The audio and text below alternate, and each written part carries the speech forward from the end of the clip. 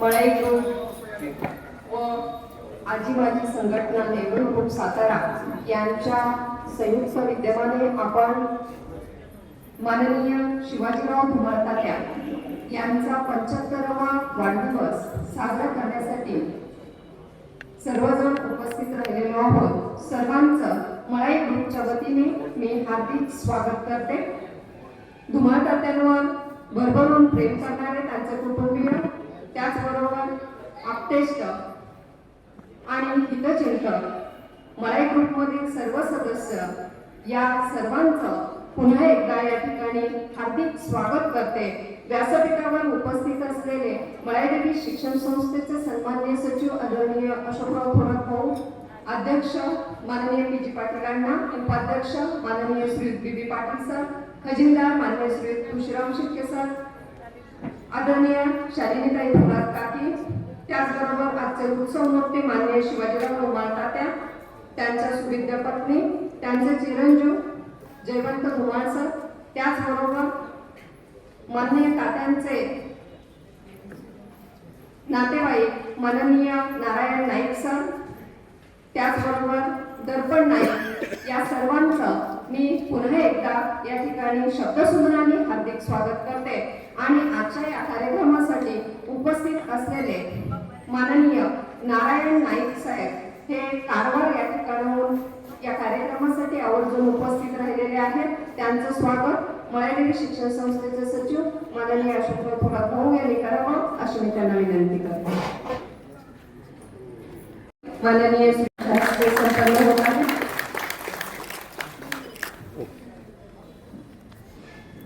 Shivajirao Dhumal sir, ज्यांना आपण प्रेमानं तात्या या नावाने हाक मारतो, त्यांचं शिक्षण BA इंग्लिश या विषयामधून त्यांनी BA ही डिग्री घेतलेली आहे।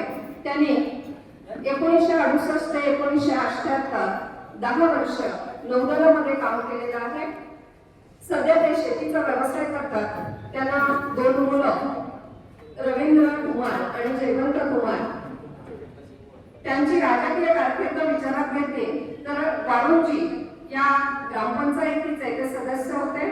त्याचबरोबर विकास सेवा सोसायटी वाळुंजी इथं ते 2 वेळा चेअरमन म्हणून त्यांनी काम केलेलं आहे। मळई नागरी सहकारी पतसंस्थेचे ते संचालक व चेअरमन सुद्धा होते।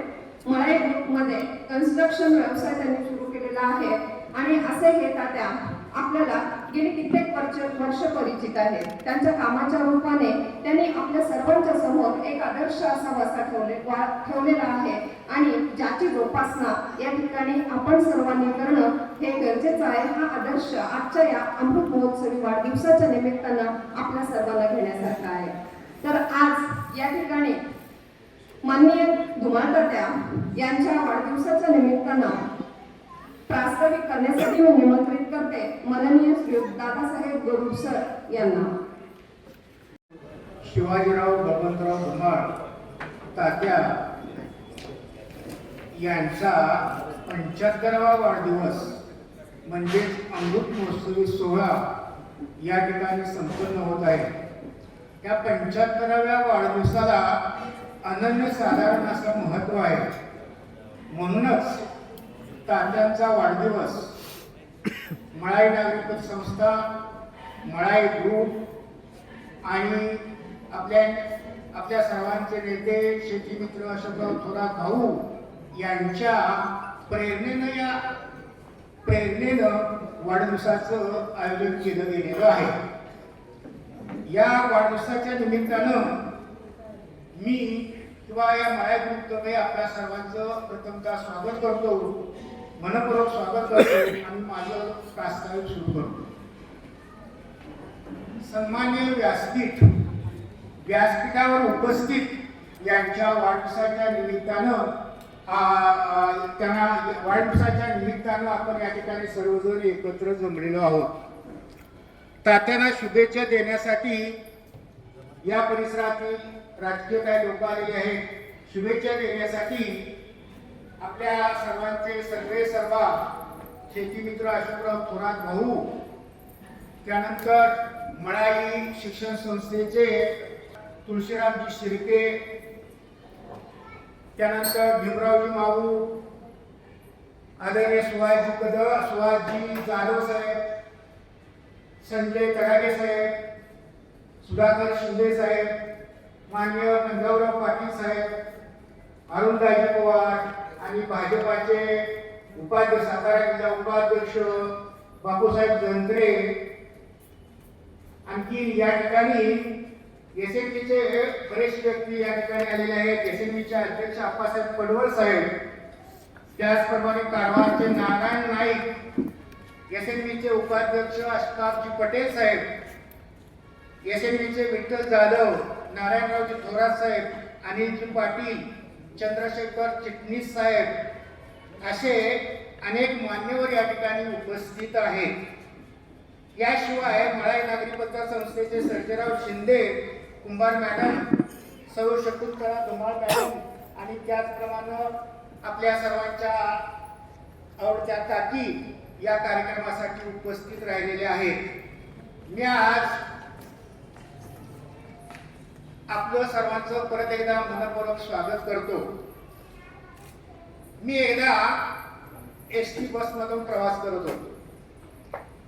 बसमधून प्रवास करत असताना बस स्थानकावर थांबली. बसमध्ये माझ्या शेजारी एक येऊन सदग्रस्त बसले. 5 मिनिटं झाली.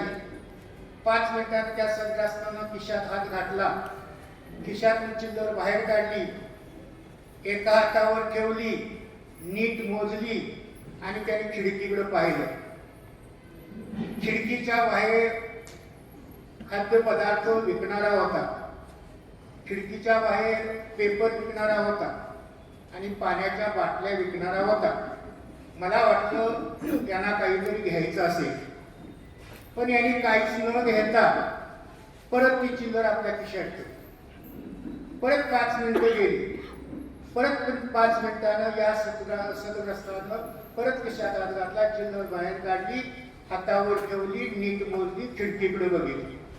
पण खिडकीकडे बघितलं पण त्याने काही न घेता परत खिशात हात घातला.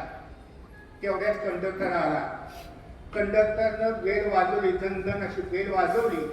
त्या बेलच्या आवाजानं ड्रायव्हर गाडी घेऊन बसला आणि आता गाडी जाऊ द्या म्हणून कंडक्टर डबल बेल मारली. गाडी सुरू झाली. जशी गाडी सुरू झाली तशी त्या परत सदग्रस्तानं खिशात हात घातला, चिल्लर बाहेर काढली, खिडकीतून बाहेर काढला, त्या पेपरवाल्याला मोठ्यानं हाक मारली, ए पेपरवाला जरा इकडे ये. मग गाडी धावत्या आणि तो पेपरवाला धावत्या गाडीच्या पाठीमागे धावला, खिडकीतून पेपर हातात दिला आणि या सदग्रस्तानं आपल्या हातात असणारी चिल्लर त्याच्या हातावर टेकवली. आता मला त्यावेळेस प्रश्न पडला, गाडी बस स्थानकावर 15 मिनिटं उभी होती, पण या 15 मिनिटं उभे असताना त्यांना पेपर घेता आला असता, पण या सदग्रस्तानं पेपर घेतला नाही. मी त्याला विचारलं असं का, तर त्या सदग्रस्तानं उत्तर दिलं की असं आहे की माझ्या खिशामध्ये जी चिल्लर होती त्यात 1 रुपया खोटा होता.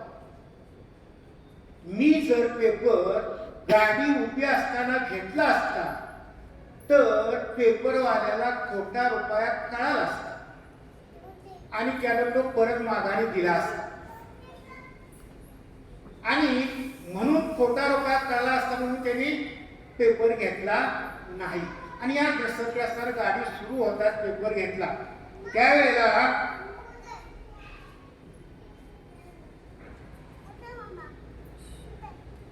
पंधरा मिनिटं झाली.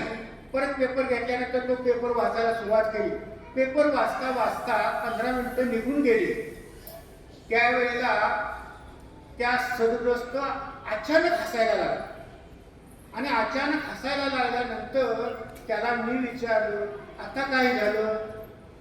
काही नाही, त्यांनी कालचाच पेपर आजचा म्हणून दिला. आपल्या समाजामध्ये अशी खोटी चिल्लर देणारी आणि आजचा पेपर कालचा पेपर आजचा म्हणून हातावर ठेवणारी माणसं आपणाला पदोपदी भेटतील म्हणून आपण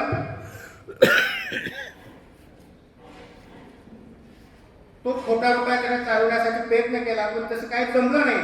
आणि मग मला या सगळ्याचं मोठं कौतुक झालं. त्यानंतर त्याने त्याचा खोटा रुपया चाललाच नाही त्यावेळेला. पण इथं या ठिकाणी जो बंदा रुपया आहे, पण जो बंदा रुपयासारखा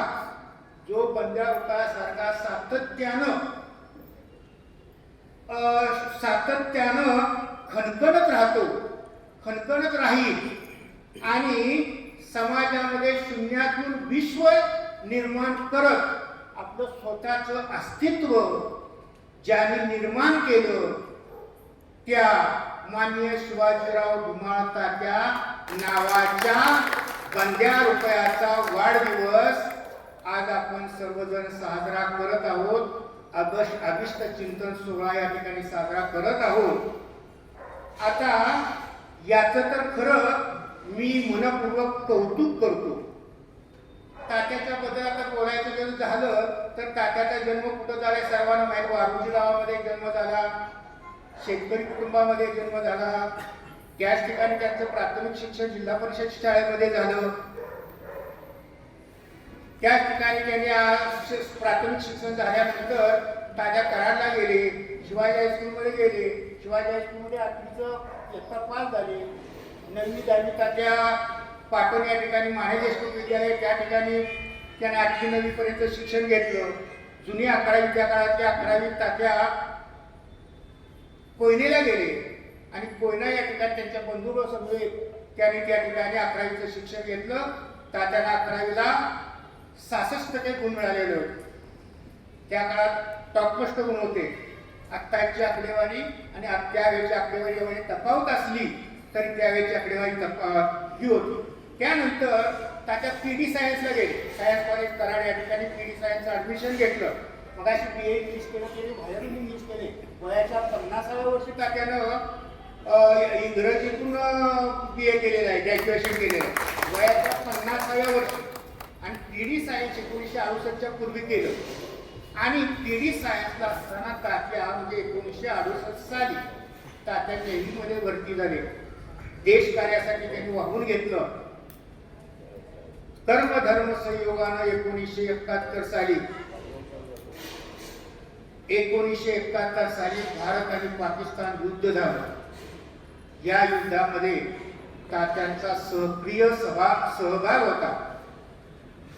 याची तात्या इतिहासानं नोंद ठेवलेली आहे. युद्धामधला सहभाग भाऊनी सुद्धा एक्स्ट्रामध्ये केलेल्या कामाची नोंद आहे. 2008 सालचा शेतीमित्र पुरस्काराची नोंद आहे. भाऊंची पंचायत समितीमध्ये नोंद आहे, जिल्हा परिषदमध्ये नोंद आहे. पण तात्याची जी सरकारी नोंद आहे ती भारत पाकिस्तान युद्धातील ही नोंद कायम स्वरूपाची राहणार आहे. 1968 नंतर 1975 साली तात्यांचा आपल्या भारतीय रीतिरिवाजाप्रमाणे लग्न झालं. कुणाशी झालं तर वडोली निळेश्वर येथील पवार इनामदार यांच्या शकुंतला नावाच्या मुलीशी यांचा 1975 साली विवाह झाला. विवाहानंतर त्यांनी 10 वर्ष त्यामध्ये नेहमीमध्ये काढलेले होते. आणि 1978 साली तात्यांना पहिला मुलगा झाला. त्याचं नाव रवींद्र. हा रवींद्र. आणि 1982 साली दुसरा मुलगा जन्माला आला. त्याचं नाव जयवंत. ही 2 मुलं तात्यांना इंग्रजीतूनच शिकवायचं. तात्यांचं इंग्रजीवर फार मोठं प्रेम होतं. म्हणून पहिल्यांदा तात्यानं काय केलं असेल तर इंग्रजी मीडियमच्या शाळेमध्ये फी भरून खोली फॅमिलीला पोचवायचं. सकाळी उठायचं, पोचवायचं काम करायचं, परत आणायचं. त्यावेळी तात्यांनी अतिशय कष्ट घेतलेलं होतं. शेतीमध्ये काम करायचे, सकाळी 7 वाजता ओझं आणायचे आणि नंतर लगेच मुलांना घेऊन शाळा सोडायची, शाळेत परत यायचं. त्या दोन्ही मुलांनी तात्याचं चीज केलं. एक मुलगा माध्यमिक शिक्षण दोघांची इथं झाली. रवींद्र हा गव्हर्नमेंट कॉलेज ऑफ फार्मसी या ठिकाणी त्यांनी बी.फार्म केलं. बी.फार्म केल्यानंतर तो पुण्याला गेला. पुणे या ठिकाणी भारती विद्यापीठामध्ये त्याने एम.फार्म केलं. त्याच ठिकाणी पी.एच.डी केली आणि पी.एच.डी केल्यानंतर 2006 साली पी.एन. पाटील नावाचे नाशिकमधले प्राध्यापक होते. त्यांची मुलगी रुपालीच्याशी लग्न झालं. हे लग्न ठरवण्यासाठी तात्यात मीच गेलो. कुठे गेलो होतो? पुण्याला गेलो होतो आम्ही. त्यांची बघाबघी झाली, पसंती झाली की पण लग्न ठरवायला कोणी पाहिजे, तर आम्ही मित्र असल्यामुळे आम्ही दोघंच गेलो. दोघं गेल्यानंतर त्या ठिकाणी एका फ्लॅटमध्ये बसलो आणि नियमाप्रमाणे पाहुणं बोला. त्याने आमच्यावर शब्द टाकला. मी म्हटलं काय नाही, तुमच्या नियमाप्रमाणे तुम्हाला जसं वाटेल तसं आम्हाला फक्त लग्न करून दे, बाकी आमची अपेक्षा काही नाही. नाही मी लग्न करून देतो म्हणते, पण बाकी काय देणं घेणं असतं ते सांगितलंच पाहिजे. आम्ही काय त्याला सांगितलं नाही, बराच वेळा सांगितलं नाही. एकदा दोनदा चहा पण झाला, पण सांगितलं नाही आम्ही पण. आणि त्यांनीच सांगितलं मग काय नाही, मी माझ्या परीनं मी मुलीला 25 तोळ सोनं आणि लग्न करून देतो. असं पहिलं लग्न रवीचं ठरलं. त्यानंतर रवी 2009 पासून UK मध्ये म्हणजे इंग्लंडमध्ये वास्तव्याला आहे. ब्रिटिश पासपोर्टवर तो वास्तव्याला त्या ठिकाणी आहे आणि त्या ठिकाणी त्यानं स्वतःचं घर घेतलेलं आहे. ते घराची किंमत सांगितली तर आपल्याला पटणारी नाही. UK म्हणजे महाग देश आणि त्या ठिकाणी 7-8 लाखाचं घर, एक कोटभर रुपये किमतीची गाडी, असं त्या ठिकाणी 2009 का 10 पासून आज तागाय त्या ठिकाणी ते वास्तव्याला आहे. दुसरा मुलगा जयवंत नाही 1978चा जन्म झाल्यानंतर त्यांचं शिक्षण वालचंद नगर या ठिकाणी झालं. वालचंद नगर सुद्धा गव्हर्नमेंटचंच कॉलेज आहे आणि वालचंद नगर येथे शिक्षण झाल्यानंतर त्यांचा कॅम्पसमध्ये इंटरव्ह्यू झाला आणि कॅम्पसमध्ये इंटरव्ह्यू होऊन ते बेंगलोर येथील चांगल्या कंपनीमध्ये नोकरीला लागले आणि त्यांचाही विवाह 2010 साली झाला. तो विवाह कारवारचे नारायणजी नाईक यांची मुलगी विनया या मुलीशी झाला. ही मुलगी सुद्धा नाही IT इंजिनियर आहे. दोघंही IT इंजिनियर असल्यामुळे त्यांना पैशाची काही कमतरता नाही. बेंगलोर या ठिकाणी मुख्य पदावर त्यांनी काम केलं. तिथनं पुढे ते अमेरिकेला गेले आणि अमेरिकेला गेल्यानंतर त्या ठिकाणी 7 ते 8 वर्ष उच्च पदावर त्यांनी नोकरी केली आणि उच्च पदावर नोकरी केल्यानंतर 2021 साली आले आणि टाक्याचं ऑपरेशन 2020 साली बायपास सर्जरी झाली आणि बायपास सर्जरी झाली त्यावेळेला तात्यांना मुलांची गरज वाटली असेल किंवा तात्यांच्या मुलांना दोघांना गरज वाटली की तात्यांच्या सेवेसाठी आपण केलं पाहिजे. म्हणून त्या दोघांनी विचार केला. दोघंही परदेशात राहणारी, कुणाला नको आहे, पण दोघा भावांनी विचार केला की आई वडिलांच्या प्रती असणारं प्रेम आपण फोनवर व्यक्त करून चालणार नाही, प्रत्यक्ष सेवेसाठी आपण तिथे गेलं पाहिजे. म्हणून जेवणनं त्याचा नोकरीचा जॉब सोडला. त्यांच्या सौभाग्यवती विनयानं सुद्धा त्याला साथ दिली आणि दोघं भारतामध्ये इंडियामध्ये आले आणि पुणे या ठिकाणी जॉबला लागले. त्या ठिकाणी त्याने सुद्धा एक 3 BHKचा फ्लॅट घेतलेला आहे. त्या ठिकाणी गाडी आहे. आता एवढं होतं की पुणे ते वारूंची त्या 2.5 तासात येतात. सकाळी 6ला गेले की 8:30ला इथे येतात. शनिवारावर इथं त्यांचा मुक्काम असतो. तात्यांना हवं नवं काय नको असे हवं असेल ते देतात. गरज पडली तर एखादा दिवस राहतात, ते बाहेरनं काम करतात. त्यामुळे 2-3 दिवस झाले तर काही अडचण पडत नाही. म्हणजे तात्यांना वाटलं की आपण पुण्याला जावं तर तात्यांनी पुण्याला जातात. त्यामुळं तात्यांची आम्हा सर्वांना मित्रमंडळींना काळजी वाटत होती की म्हातारपणामध्ये तात्यांचं कसं होईल. पण मुलांनी बरोबर ओळखलं आणि तात्याच्या सेवेसाठी हे दोघं पती पत्नी इथं हजर झालेले आहेत. त्यांचं पण स्वागत करावं असं वाटतंय. त्यानंतर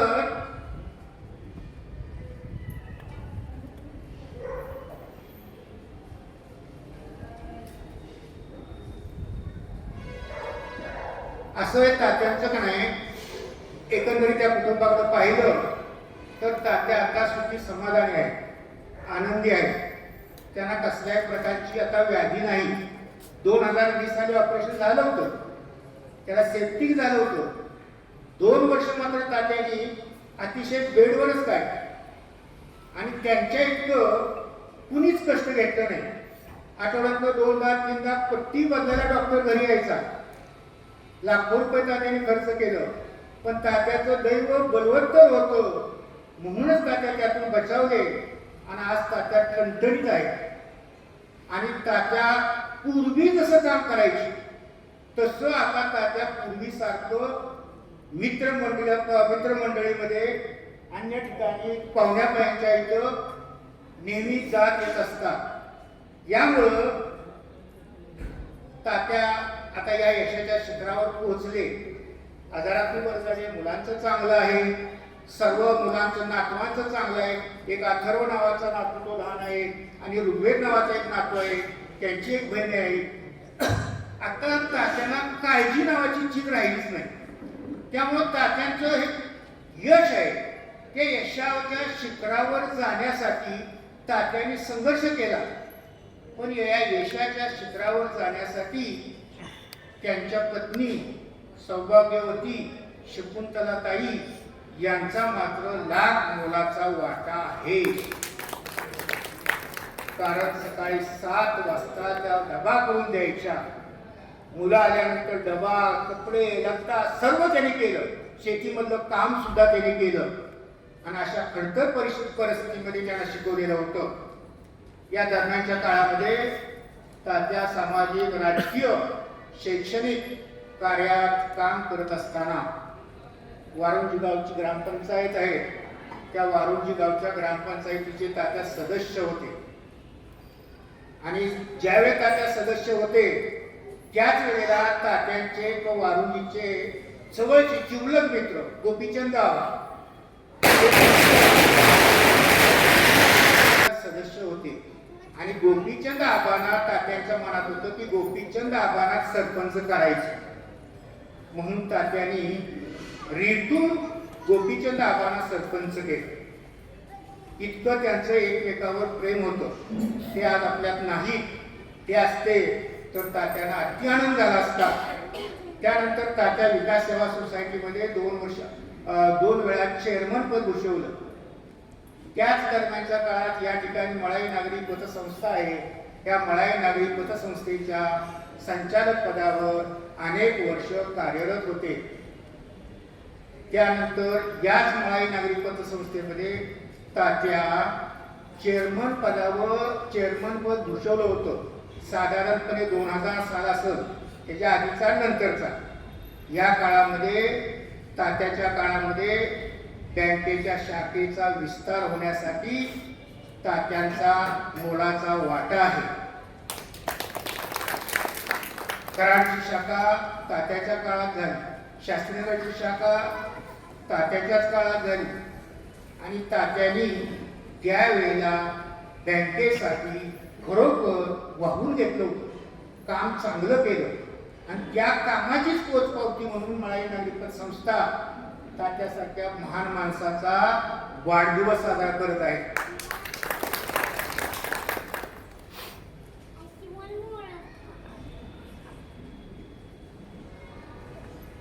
दोन 2020 साली सांगितलं बायपास सर्जरी झाली. आता आज शेवट जाता जाता मी एवढं सांगेन की तात्यांना सुख आहे का तर आहे, समाधान आहे का तर आहे, शांती आहे का आहे. मग आता त्यांना काय पाहिजे? आता त्यांना फक्त आणि फक्त निरामय आरोग्य पाहिजे. आता त्यांना फक्त काय पाहिजे? निरामय असं आरोग्य लाभलं पाहिजे. आणि त्यांना वयाची 100वी शताब्दी तात्यानं पूर्ण करावी आणि त्या शताब्दीला आपण सर्वजण याच ठिकाणी याच व्यासपीठावर उपस्थित असावं अशी ईश्वरचरणी मळाईचरणी प्रार्थना करतो. आणि थांबणार नाही, थोडंसं आणखी मी एक बोलणार आहे. एक शाहीर असं म्हणतो, त्याचा बोल बघा कसा घ्यायचा तसा घ्या. एक शाहीर असं म्हणतो, एक तालाब के किनारे, एक तालाब के किनारे एक इमारत को लग गई आग. एक तालाब के किनारे एक इमारत को लग गई आग, मच गई भागम भाग. कुछ लोगों ने आग पर पानी डाला, कुछ लोगों ने आग पर पानी डाला, कुछ लोगों ने आग में गिरे लोगों को बाहर निकाला. सभी ने वो किया जो था जिसके पहुंच में, सभी ने वो किया जो था जिसके पहुंच में. तब एक चिड़िया भी डाल रही थी पानी भरकर अपनी चोंच में. तब पेड़ पर बैठा कौवा बोला, ए चिड़िया रानी, तू सुई की नोक से पहाड़ खोद रही है. अरे तेरे चोंच में जितना पानी आएगा उससे आपका सोना भी नहीं बुझ पाएगा. क्या वेळेला क्या चिड़िया ने दिलेला जवाब एकदम लाजवाब. चिड़िया बोली, ए मेरे भाई, मैं तेरे बात को मानती हूँ. ए मेरे भाई, मैं तेरे बात को मानती हूँ. अपने चोंच में भरी हुई पानी की क्षमता भी पहचानती हूँ. बस मैं इतना ही जानती हूँ, जिस दिन इस घटना का इतिहास लिखा जाएगा, हमारा नाम आग लगाने वालों में नहीं, आग बुझाने वालों में लिखा जाएगा. जय हिंद, जय महाराष्ट्र. मान्य धुमाळतात्या यांच्या जीवनाचा विस्तृत आढावा या ठिकाणी सरांनी घेतलेला आहे. पुन्हा एकदा धन्यवाद. पुन्हा पुन्हा तुमचा जन्मदिवस यावा, पुन्हा नव्या वाटेवरून नवा प्रवास व्हावा. पुन्हा पुन्हा तुमचा जन्मदिवस यावा, पुन्हा नव्या वाटेवरून नवा प्रवास व्हावा. पुन्हा अनुभवावे तुम्ही आनंदाचे नवे पर्व, आणि तुमच्या आनंदाचे कारण असावे आम्ही सर्व. आम्ही सर्व तुमच्या निरोगी, उत्साही आणि तरुण प्रवृत्तीच्या या आरोग्यदायी वाटचालीसाठी आमच्या मळाई ग्रुप कडून वाढदिवसानिमित्त हार्दिक हार्दिक शुभेच्छा. यानंतर या ठिकाणी आज माननीय धुमाळतात्या यांचा मळाई ग्रुपच्या वतीने सत्कार होईल.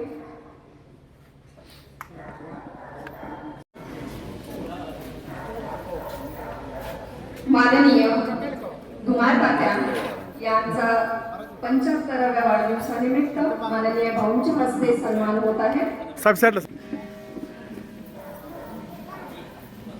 शब्दांनाही गोड पडावं अशी काही माणसं असतात. शब्दांनाही गोड पडावं अशी काही माणसं असतात. केवढं भाग्य आपलं जेव्हा ती आपली असतात. केवढं भाग्य आपलं जेव्हा ती आपली असतात. माननीय धुमाळतात्या यांचा सपत्नीक सत्कार या ठिकाणी माननीय भाऊंच्या हस्ते होत आहे.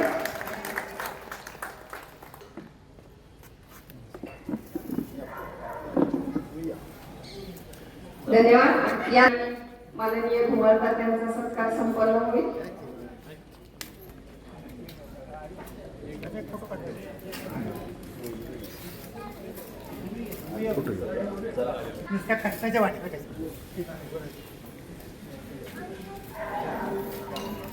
मळाई ग्रुपच्या वतीने या ठिकाणी माननीय धुमाळतात्यांचा या ठिकाणी सन्मान होत आहे.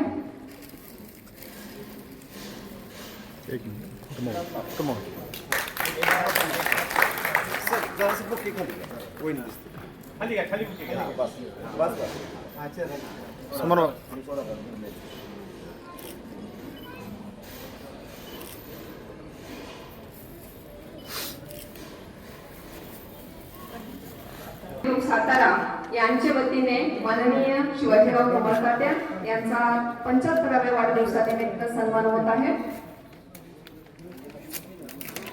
वैयक्तिक जे सत्कार नाव नोंदणी करायचे ते सत्कार थोड्या वेळाने घेतले जातील.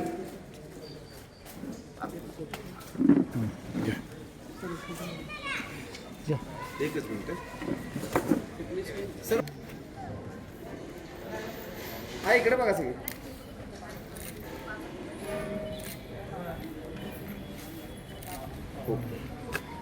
व्यासपीठावर उपस्थित आजचे सत्कारमूर्ती श्री धुमाळ साहेब त्यांच्या वाढदिवसानिमित्त शुभेच्छा देण्यासाठी आपला अमूल्य वेळ देऊन हजर असलेले माळाई देवी ग्रुपचे सर्व आदरणीय भाऊ, सातारा नेवाल वेटरन्स असोसिएशनचे त्यांचे इष्ट मित्र, माळाई ग्रुपचे सर्व कार्यकर्ते, सदस्य, सातारा नेवाल वेटरन्स असोसिएशनचे सदस्य आणि मित्र, आज आपण साहेबांच्या अमृत महोत्सवी वाढदिवसानिमित्त, पण मी म्हणतो माणसानं सोन्याचं नसावं, कारण सोनं फक्त आपण हातात घालतो, गळ्यात घालतो, तिजोरीत ठेवतो.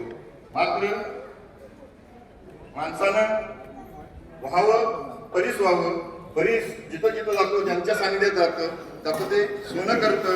अशा आज या परिसरानिमित्त कोटी त्यांना शुभेच्छा.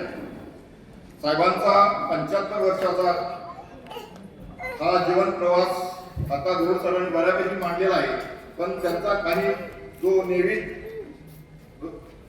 1968 ते 1978 पर्यंतचा तो नेव्हीचा जो त्यांचा प्रवास होता, बऱ्यापैकी तो समाजासमोर आलेला नाही. कारण तो राष्ट्रीय सुरक्षेचा भाग असो किंवा आजच्या सारखी सोशल मीडिया त्यावेळी अस्तित्वात नव्हती, त्यामुळं कदाचित ते समाजासमोर आलेलं नाही. त्यांनी 1 जून 1968 साली त्यांनी ते नेव्हीमध्ये भरती झाले. नेव्हीमध्ये भरती झाल्यानंतर कोचीन येथे त्यांनी आपलं बेसिक ट्रेनिंग पूर्ण केलं. बेसिक ट्रेनिंग पूर्ण केल्यानंतर त्यांना टेलिग्राफिस्ट या विषयामध्ये हा ट्रेड त्यांना मिळाला आणि हा टेलिग्राफिस्ट आता टेलिकम्युनिकेशन हा नेव्हीतील सर्वात अति संवेदनशील आणि महत्वाचा असा ट्रेड असतो. कारण त्या ट्रेडच्या लोकांचं डायरेक्ट कॅप्टनशी संबंध असतात. कोणताही मेसेज कोणत्याही जहाजातून आल्यानंतर तो डायरेक्ट गुप्त पद्धतीने कॅप्टन पर्यंत पोहोचवणं असं त्यांचं कार्य होतं आणि त्यांनी ते कार्य अत्यंत खुबीने निभावलेलं होतं.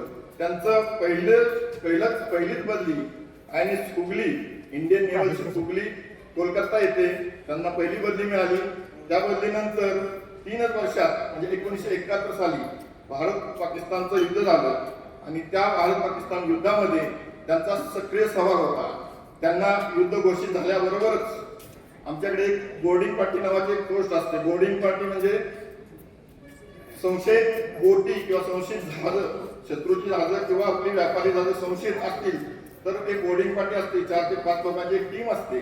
त्या टीम ते सगळे हत्यारबंद असतात. अशा 4 ते 5 लोकांना बोटीमधून पाठवलं जातं त्या समोरच्या संशयित बोटीमध्ये किंवा जहाजामध्ये.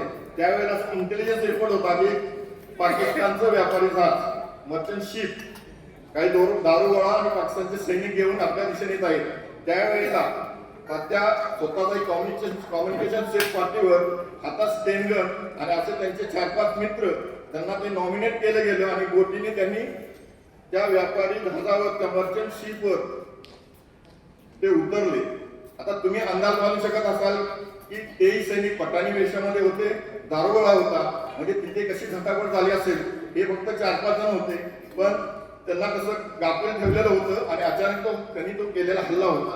राष्ट्रीय कारणास्तव किंवा काही गोष्टी आम्हाला बोलायच्या नसतात स्टेजवरून किंवा तात्यानंतर तुम्ही वैयक्तिक विचार तर वैयक्तिक जीवनात ते सांगू शकते तुम्हाला की त्याच्या वेळेला त्यांनी तिथे सवंगडी गमावले आणि कशा पद्धतीने त्यांनी त्या जहाजावर कब्जा केला आणि त्यांच्या सपोर्टसाठी असलेलं INS रणजित या जहाजानं त्यांनी ते पाकिस्तानचं मर्चंट शिप दारुगोळा आणि पाकिस्तानी सैन्याचं डायमंड हार्बर कोलकाता येथे कमिशनरला आम्ही हँडओव्हर केलं. इथेच त्यांचं कार्य संपत नाही, कारण युद्धाला नुसतीच सुरुवात झाली होती. अशा मोठमोठ्या कारवायांमध्ये ते सहभागी होते. युद्ध संपल्यानंतर आपल्याला युद्ध संपलं म्हणजे संपलं असं नाही.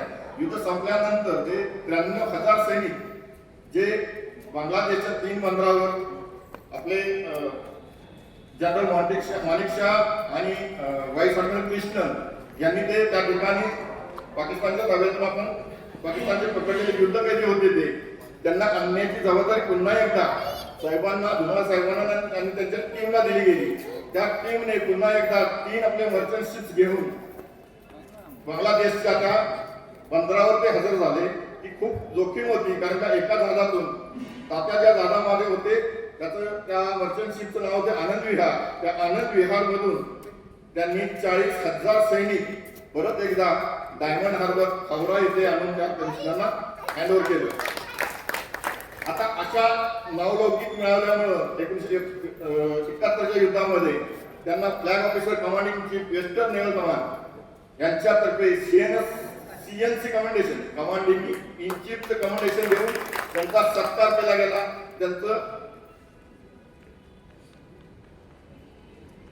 त्यांचा सत्कार केला गेला. त्यानंतर त्यांच्याबरोबर असलेले कॅप्टन डावसन, त्यांचा कॅप्टन डावसनचा त्यांचा खूप मोठा विश्वास होता. कॅप्टन डावसनने त्यांना सांगितलं की इथून पुढे तुमची जेवढी सर्व्हिस होईल ती माझ्याबरोबरच होईल. मग कॅप्टन डावसन नंतर INS Jamuna, Indian naval ship Jamuna, INS Udaygiri, INS Dunagiri, INS Vindhyagiri अशा वेगवेगळ्या शिपमध्ये ज्याच्यावर कॅप्टनची बदली होत होती त्याच्या वेळेला त्यातल्या आमचे साहेब त्यांच्याबरोबर त्यांना घेऊन जायचे. त्याच्यानंतर ते कॅप्टन डावसन हे फ्लीट कमांडर झाले. फ्लीट कमांडर म्हणजे 40 ते 50 जहाज असतात आणि या जहाजाचे ते फ्लीट कमांडर असतात. म्हणजे 40-50 जहाज त्यांच्या अंडर असतात. मग त्यांना ते युद्धाभ्यास असो, परदेशवारी असो, तेव्हा त्यांना कोणत्या ऑर्डर्स असो त्या एका फ्लॅगशिप मधून दिल्या जातात. आणि त्या फ्लॅगशिप मध्ये तात्यांची नियुक्ती त्या फ्लीट कमांडर यांच्याबरोबर होती. आणि म्हणून 40-50 जहाजांबरोबर कम्युनिकेशन ठेवणं, त्यांनी संदेश पाठवलेले ते फ्लीट कमांडर पर्यंत पोहोचवणे, फ्लीट कमांडरचे येणारे संदेश प्रत्येक जहाजापर्यंत पोहोचवणे, त्यामुळे तात्यांचा मोठा नावलौकिक असाच नेव्हीमध्ये झालेला होता. आणि 1971 नंतर इलेक्ट्रॉनिक वॉरफेअर याच्यामध्ये तात्यांनी स्पेशलायझेशन केलं. ते सुरुवातीच्या काळात त्यांचे 4-5 जणांची टीम होती की इलेक्ट्रॉनिक वॉरफेअर बद्दल त्यांना माहिती असणारी. मग त्यांनी प्रत्येक जहाजामध्ये जाऊन त्यातील काही लोकांना ट्रेन करणं हे त्यांचं काम होतं. ते इन्स्ट्रक्टर म्हणून त्यांनी काम केलं. त्यामुळं इलेक्ट्रॉनिक वॉरफेअर म्हणजे त्यात असं काम होतं की त्या स्क्रीनवर बसले ना की 24 तास त्या ट्रेनला सोडायचं नसतं. मग त्यांची 10 तास 8 तास अशा पद्धतीची ड्युटी असते. आणि तेव्हा त्या इलेक्ट्रोमॅग्नेटिक वेव्ह सोडतात तेव्हा त्यांना ते समजतं की सबमरीन कुठे आहे, शत्रूचे विमानं कुठे आहेत, शत्रूचे जहाज कुठे आहेत. अशा पद्धतीचं ते इलेक्ट्रॉनिक वॉरफेअर 1971 नंतरचं त्यांचं स्पेशलायझेशन. त्यामुळे त्यांना खूप मोठी नेव्हीमध्ये मागणी होती. मात्र तात्यांनी नेव्ही सोडण्याचा विचार केला. नेव्हीत जर ते राहिले असते तर इथे त्यांचं करिअर असं काही खूप छोटं म्हणत नाही, पण ह्याच्यापेक्षा मोठ्या पदावरती कमीत कमी कॅप्टन आणि कमांडर कॅप्टन या पदावरती निवृत्त झाले असते. त्यानंतर त्यांची शेवटची 6 महिने त्यांना मुंबई माउंटन येथे टेलिकम्युनिकेशन युनिट होतं, त्या ठिकाणी त्यांची बदली झाली. त्याच वेळेला डावसन एक CNC म्हणून तिथे होते. मग त्या युनिटचं असं काम होतं की फॉरेन नेव्हीज म्हणजे अमेरिका असो किंवा इंग्लंड असो, रशिया असो यांच्याशी कम्युनिकेशन करायचं. त्यांचे आलेले संदेश, नेव्हल हेडक्वार्टरकडून आलेले संदेश CNC कमांडिंग चीफ पर्यंत पोहोचवायचे आणि कमांडिंग चीफचे संदेश आपण फॉरेन पर्यंत पोहोचवायचे, असं त्यांचं काम होतं. याच्यामध्ये तात्यांचा परदेशवारी खूप झाली, कारण का प्रत्येक शिप फॉरेनला निघाली की ते त्यांची डिमांड असायची. त्यामुळं तात्या भरपूर देश फिरलेले आहेत. म्हणजे थायलंड असो, इंडोनेशिया असो, सगळे सिंगापूर वगैरे बऱ्यापैकी त्यांचा देश परदेशवारी झालेले आहे. असे हे तात्यांचा आज 75वा वाढदिवस आपण इथे साजरा करतोय. पुन्हा एकदा तात्यांना वाढदिवसाच्या कोटी कोटी शुभेच्छा. जय हिंद, जय भारत.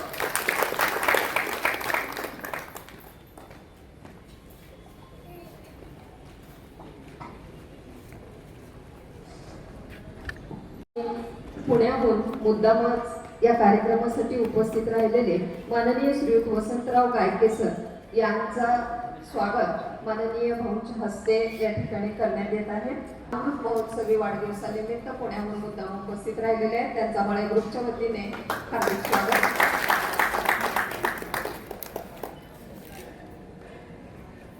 धन्यवाद भाऊ. यानंतर या ठिकाणी अशफाक पटेल सातारहून आलेले आहेत. ते धुमाळ तात्यांविषयी आपलं मनोगत व्यक्त करतात. जय हिंद. आदरणीय व्यासपीठ, आजच्या कार्यक्रमानिमित्त तात्यांवर प्रेम करणारे सर्व आप्तेष्ट नातेवाईक मंडळी, आमच्या सातारा नेव्हल वेटरन्स असोसिएशनचे पदाधिकारी आणि सदस्य मंडळी, तसेच माता भगिनी, सुरुवातीला तात्यांच्या विषयी किंवा तात्यांची माझी ओळख नव्हती. 2019 साली ज्यावेळी संघटना पहिल्यांदा निघाली त्यावेळी तात्यांची पहिल्यांदा माझी ओळख झाली. पण या माणसामध्ये काहीतरी विशेष आहे हे मला त्यांचा इतिहास न वाचताच किंवा न कळताच समजलेलं होतं. त्यांच्याशी ज्या वेळी आम्ही कुठल्याही विषयावर त्यांचं मार्गदर्शन घेतो, अत्यंत संयमितपणे मार्गदर्शन देणारी एक पितृतुल्य व्यक्ती आणि आमच्या असोसिएशनचे सल्लागार म्हणून आम्ही त्यांच्याकडे बघत असतो. आता तात्यांच्या ब्रँच विषयी आमच्या खांडे सरांनी भरपूर काही सांगितलं. इलेक्ट्रॉनिक्स वारफेअर स्पेशलायझेशन ही ब्रँचच मुळात अस्तित्वात नव्हती त्याच्या अगोदर. 1971च्या युद्धानंतर ज्यावेळी मॉडर्नायझेशन होत गेलं, भारतात नवी नवी जहाजं यायला लागली. INS निलगिरी सारखं भारतीय बनावटीचं जहाज तयार झालं. त्यानंतर इलेक्ट्रॉनिक वॉरफेअरच्या सिस्टम बसवल्या गेल्या आणि त्यात सिलेक्टेड लोक जी घेतली गेली आणि त्यांना प्रशिक्षण देण्यात आलं, त्यापैकी धुमाळ तात्या आहेत. त्यांचं 1971चं युद्धातलं योगदान तेही खांडे सरांनी सांगितलं. त्याच्याही पुढे जाऊन सांगेन की 1971 साली आज ज्या पद्धतीनं आमच्याकडे दारुगोळा किंवा हत्यारं आहेत किंवा एक 10 वर्षापूर्वी 20 वर्षापूर्वी होती, तसं 1971 साली अजिबात काही नव्हतं. तेवढी प्रगत आर्मामेंट्स नेव्हीकडे नव्हती. पण तरी सुद्धा जी आर्मामेंट्स होती त्या आर्मामेंट्सना घेऊन पाकिस्तानचं नाक ठेचण्याचं काम जे भारतीय सैन्यानं केलं आणि त्यात भारतीय नौसेनेचा मोठा हात होता, हे लोकांच्या पर्यंत कमी पोचलं. आर्मी प्रत्येकाला दिसते, प्रत्येकाला कळते, पण नेव्हीचं कार्य हे समुद्रात चालतं. त्यामुळं ज्या पद्धतीनं हे प्रकाशात आर्मीचे किंवा एअरफोर्सचे प्रताप येतात, तसं नेव्हीचं अजिबात काही येत नाही. कारण नेव्ही काय, नौसेना काय हेच लोकांना माहीत नसतं. मी एकदा असाच एसटीने येत होतो, त्यावेळी कुठं काम करता तुम्ही? तर नौसेनेमध्ये. पण नौसेना म्हणजे काय, शिवसेनेची बहुबल आहे का, असा प्रश्न सुद्धा विचारण्यात आला होता. अशी अवस्था आपल्याकडे नेव्हीच्या बाबतीत अनभिज्ञता खूप भरपूर आहे. त्यातच नौसैनिक म्हणजे सैनिक असतो हे आमच्या आर्मीवाल्यांना किंवा इतर आमचे जे बांधव आहेत त्यांना सुद्धा मान्य होत नाही.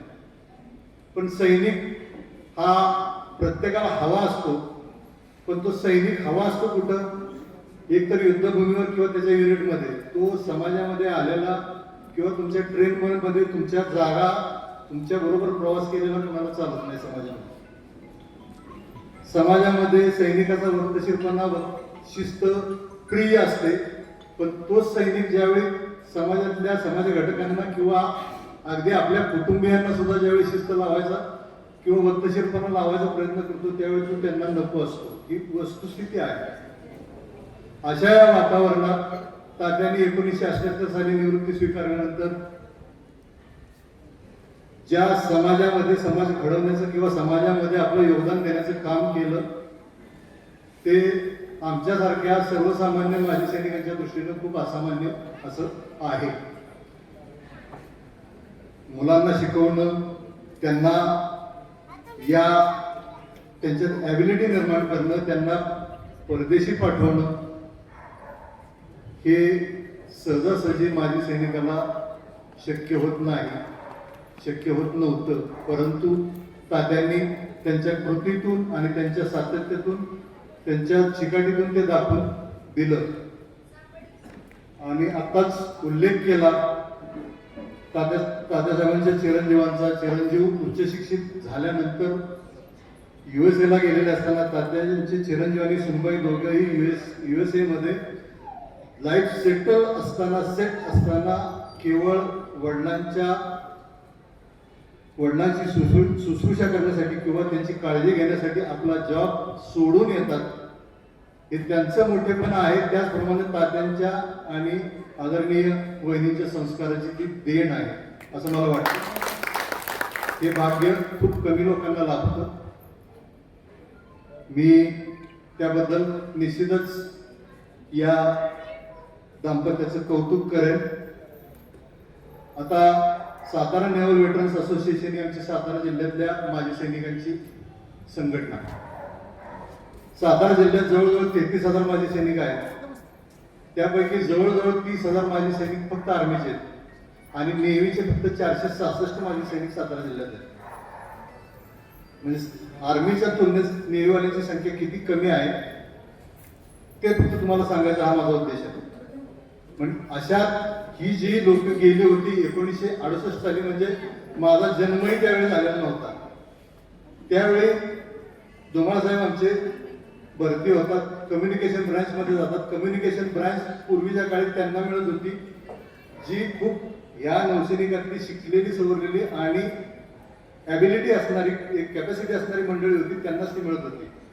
कारण या कम्युनिकेशन ब्रांचचं वैशिष्ट्य असं की भारतीय स्वातंत्र्य लढ्यात सगळ्यात मोठं योगदान देणारा जो नौसैनिकांचा उठाव होता, त्या उठावाचं नेतृत्व करणारी सगळी कम्युनिकेटर मंडळी होती.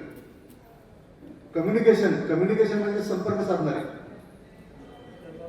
बोलतं म्हणजे ज्यांना जी मुख्यानं कुणाशीही न बोलता किंवा न हालचाल करता आपल्याला काय बोलायचंय आणि आपल्याला काय अपेक्षित आहे हे समोरच्या जहाजाला किंवा समोरच्या व्यक्तीला किंवा समोरच्या संस्थेला जे सांगतात त्यांना आम्ही कम्युनिकेटर म्हणतो. ही अशी कम्युनिकेटर आमची जमाती. आणि या कम्युनिकेटर जमातीमध्ये त्या टेलिग्राफिस्ट, त्यानंतर इलेक्ट्रॉनिक वॉरफेअर स्पेशलिस्ट अशा वेगवेगळ्या स्पर्धा पदावर गेले. त्यांची शैक्षणिक पात्रता तर सांगितलीच की गरुड सरांनी सांगितलंच की त्यांची शैक्षणिक पात्रता किती होती, काय होती. पण 50व्या वर्षी जो माणूस ग्रॅज्युएशन कंप्लीट करतो त्याच्या जिद्दीला मला वाटतंय साष्टांग दंडवतच घातला पाहिजे. माजी सैनिकांच्या हातने हे काही होत नाही, कारण मी स्वतः माजी सैनिक संघटनेमध्ये काम करतो, त्यामुळे माजी सैनिकांना खूप चांगल्या पद्धतीने ओळखतो. माजी सैनिक आल्यानंतर आपली नोकरी पकडतो किंवा अगदीच शेतीत गेला तर शेती सोडून बाकी दुसरं काय नाही, कॅन्टीन ते घर आणि घर ते कॅन्टीन एवढ्याच चक्र मारतो. ह्याच्या पलीकडे त्याचं जास्त विचार करण्याची त्याची प्रवृत्ती नसते. परंतु या मातीने घडलेली ही असामान्य माणसं, यांचं थोर कर्तृत्व हे खरोखरच वाखाणण्याजोगं आहे. आज ते आपला अमृत महोत्सव पूर्ण करतायत. या कार्यक्रमासाठी आमच्या असोसिएशनचे वरिष्ठतम मंडळी इथे आहेत. आदरणीय गाडगे साहेब जे 84 वर्षाचे आहेत, पटवर्धन साहेब 81 वर्षाचे आहेत, आमचे साळुंगे साहेब आहेत, किरतावडे साहेब आहेत, विठ्ठल जाधव साहेब आहेत आणि आमचे तरुण सवंगडी सगळे साबणे साहेब आहेत. आमचे तरुण सवंगडी अनिल पाटील, मंदार शेटे, भोसले तात्या आणि खांडेसर आणि पडोळप्पा ही आमची सगळी त्या मनानं तरुण मंडळी आहेत. परंतु या सगळ्या आमच्या संयमितपणानं आणि खूप विचार करून सल्ला देणारा माणूस म्हणजे आमचे तात्यासाहेब आहेत. आणि अशा आमच्या तात्यासाहेबांना, आपल्या सर्वांच्या तात्यासाहेबांना या अमृत महोत्सवानिमित्त सातारा नेव्हल वेटरन्स असोसिएशन यांच्या वतीनं आणि वेटरन्स सेलर्स फोरम महाराष्ट्र यांच्या वतीनं मी वाढदिवसाच्या खूप साऱ्या शुभेच्छा देतो आणि त्यांना आरोग्ययुक्त दीर्घायुष्य लाभावं. त्यांची 100वी, त्यांची 80 वर्षाची ऑक्टोजनरियन सत्कार हे आमच्या उपस्थितीतच व्हावं अशी मी ईश्वराकडे प्रार्थना करतो. जय हिंद. वतीने धुमाळ तात्यांचे चिरंजीव मान्य जयवंत धुमाळ सर हे आपलं मनोगत व्यक्त करतील. बंधू आणि भगिनींनो, आज आपण सर्व एकत्र आलो आहोत एका अतिशय विशेष प्रसंगासाठी. माझ्या वडिलांचा म्हणजे शिवाजीराव धुमाळ यांचा 75वा वाढदिवस साजरा करण्यात येतो. मला मराठीमध्ये भाषण करायची सवय नाही आहे, त्यामुळे त्याच्यामध्ये काही चुका गेल्या तर समजून घ्या आणि मला वाचून भाषण करायची परवानगी द्याल ही विनंती आहे. सर्वप्रथम तात्या, तुम्हाला तुमच्या जीवनातील यशाबद्दल मनपूर्वक अभिनंदन. कौटुंबिक, व्यावसायिक आणि राजकीय क्षेत्रात तुम्ही केलेली कामगिरी अत्यंत प्रेरणादायक आहे. इतर वक्ते तुमच्या व्यावसायिक आणि राजकीय योगदानावर बोलले, मी तुमच्या कुटुंबासाठी दिलेल्या योगदानावर भर देऊ इच्छितो. तर मला खूप आनंद आहे की तुम्ही शिक्षणाचे महत्त्व ओळखले आणि मला आणि आम्हाला सर्वोत्तम शिक्षण मिळावे यासाठी सर्वोपरी प्रयत्न केले. तुम्ही मला कधीही आर्थिक अडचणींचा भार दिला नाही, किंबहुना कधीही आर्थिक अडचण आहे याचा भानही लागू दिला नाही. त्यामुळे मला माझ्या अभ्यासावर आणि स्वप्नांवर लक्ष केंद्रित करता आले. जेव्हा मी जॉब सुरू केला आणि अमेरिकेला जाण्याची संधी मिळाली, तेव्हा तुम्ही मला मनापासून पाठिंबा दिला. मी परदेशात स्थायिक झालो तरी तुम्ही कधीही मला परत येण्याची जबरदस्ती केली. तुमच्या समजूतदारपणामुळे आणि पाठिंब्यामुळेच मी माझ्या मार्गाने प्रगती करू शकतो. तर तुम्ही खरोखरच एक योद्धा आहात हे मी नमूद करू इच्छितो. ट्रिपल बायपास सर्जरीनंतर झालेले इन्फेक्शनला तुम्ही ज्या ताकदीने आणि इच्छाशक्तीने लढा दिला, त्यामुळेच तुम्ही आज आमच्यासोबत आहात. तुमची इच्छाशक्ती आणि धैर्य खरोखरच प्रेरणादायक आहे.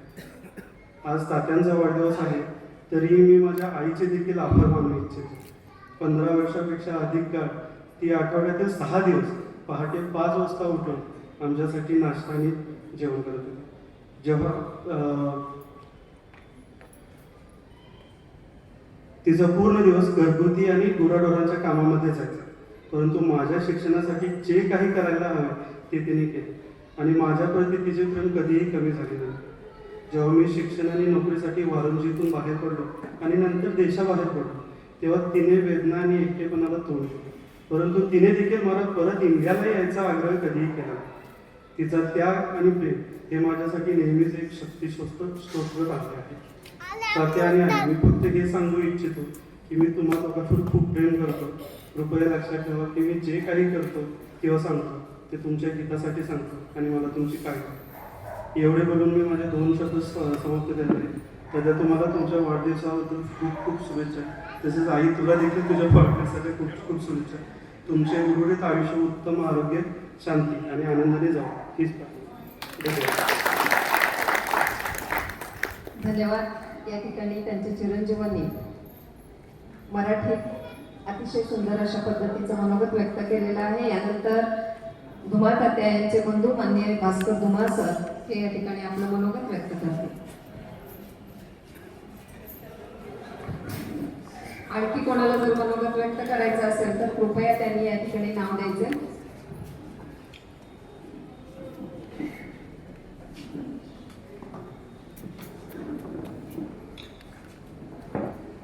आमचे वडील बंधू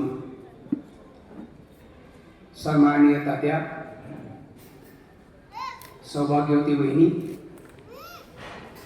त्यांचं सर्व कुटुंब, त्यांचे नातेवाईक आणि या मळाई ग्रुपचे संस्थापक आदरणीय भाऊ, कराड शेती उत्पन्न बाजार समितीचे उपसभापती सन्माननीय संभाजीराव चव्हाण,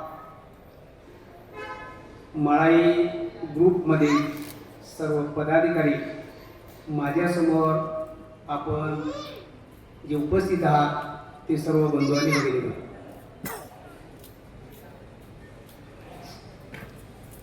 आज तात्या 75 वर्षी पदार्पण करतायत.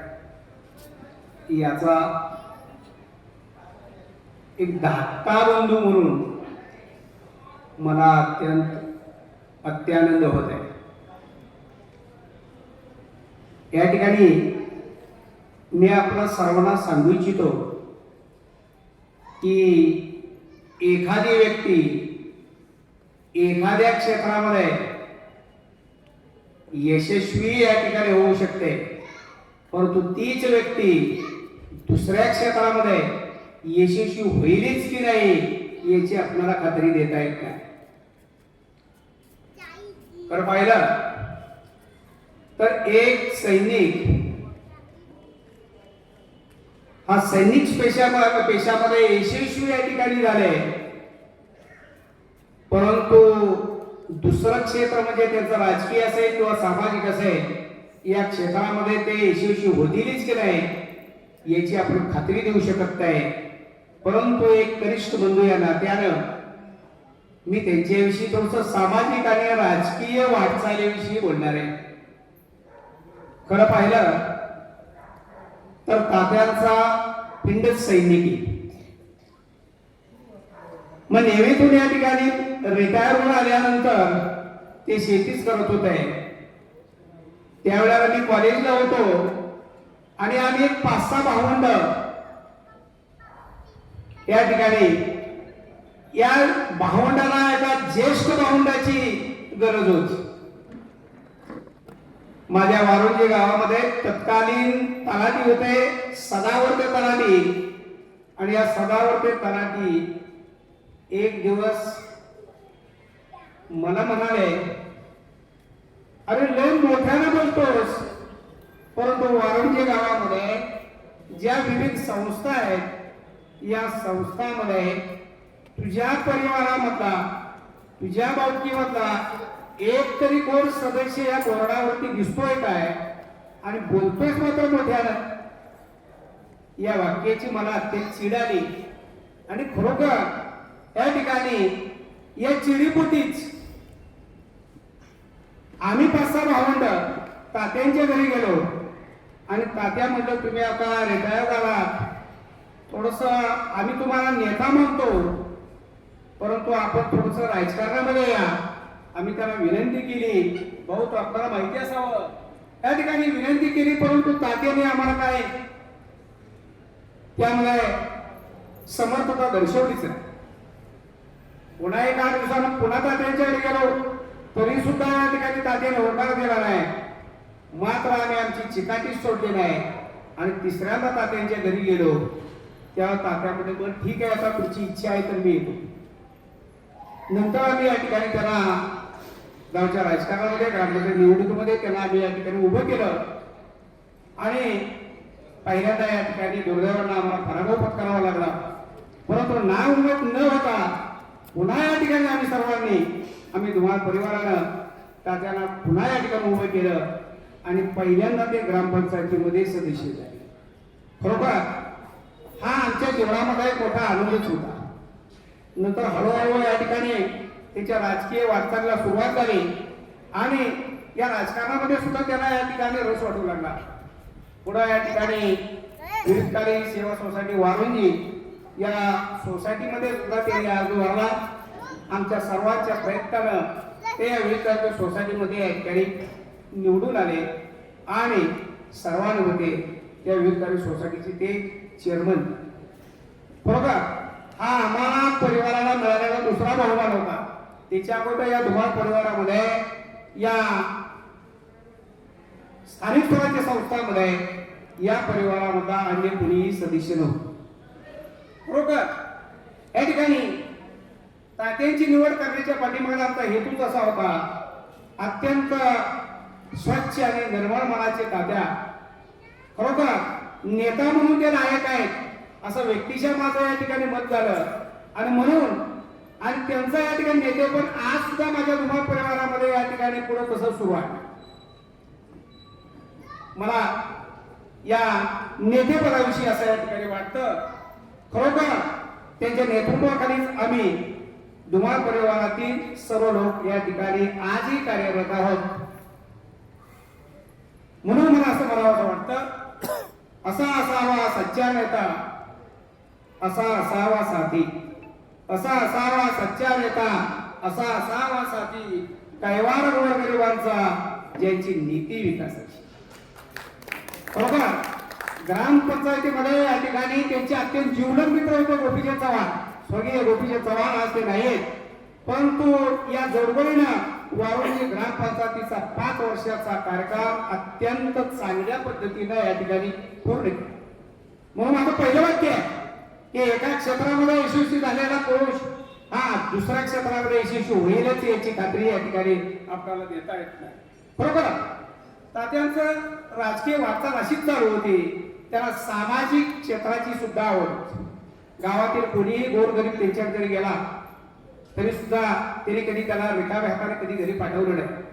गावातल्या या ठिकाणी समाज मंदिर असू द्या, धार्मिक मंदिर असू द्या, किंवा या ठिकाणी गावाच्या चांगल्या उभारणीमध्ये ज्या ज्या वास्तू उभ्या राहतील त्या वास्तूमध्ये सरळ हाताने तात्यांनी या ठिकाणी देणगी देण्याचा निश्चितपणे या ठिकाणी प्रयत्न केलेला आहे.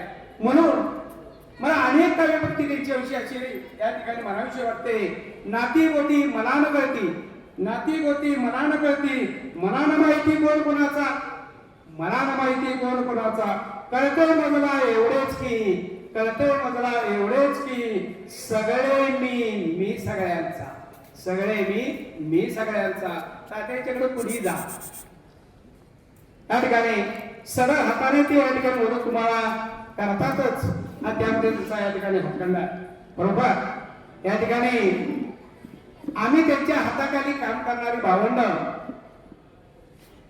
काम करत असताना माणूस चुकतो, चुका होतात मित्रांनो, ध्यानात घ्या.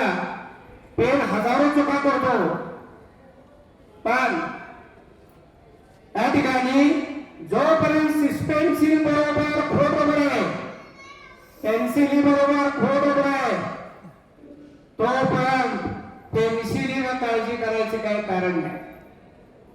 याचं कारण आहे या ठिकाणी खरोखर आमच्या या राजकीय वाटचालीमध्ये, सामाजिक वाटचालीमध्ये आमच्या तोरणाच्या या ठिकाणी चुका होत होत्या.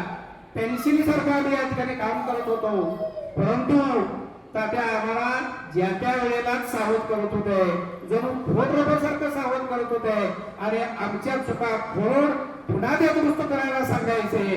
म्हणून त्यांचं आणि आमचं नातं जणू पेन्सिल आणि खोड रबरासारखंच आहे. पेन्सिलने कितीही चुका या ठिकाणी करू द्या, खोड रबर साऱ्या चुका या ठिकाणी दुरुस्त करण्याचं काम करतो. तसं आमच्या जीवनामध्ये खोड रबरासारखंच या ठिकाणी तात्यांचं स्थान आहे असं आम्ही या ठिकाणी म्हणतो. बरोबर.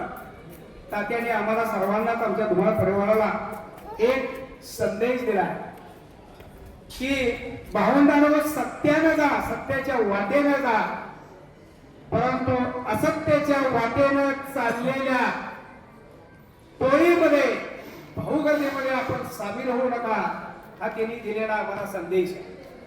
बरोबर. आणि त्याच्या संदेशाप्रमाणेच आमची या ठिकाणी वाटचाल आज देखील या ठिकाणी सुरू आहे.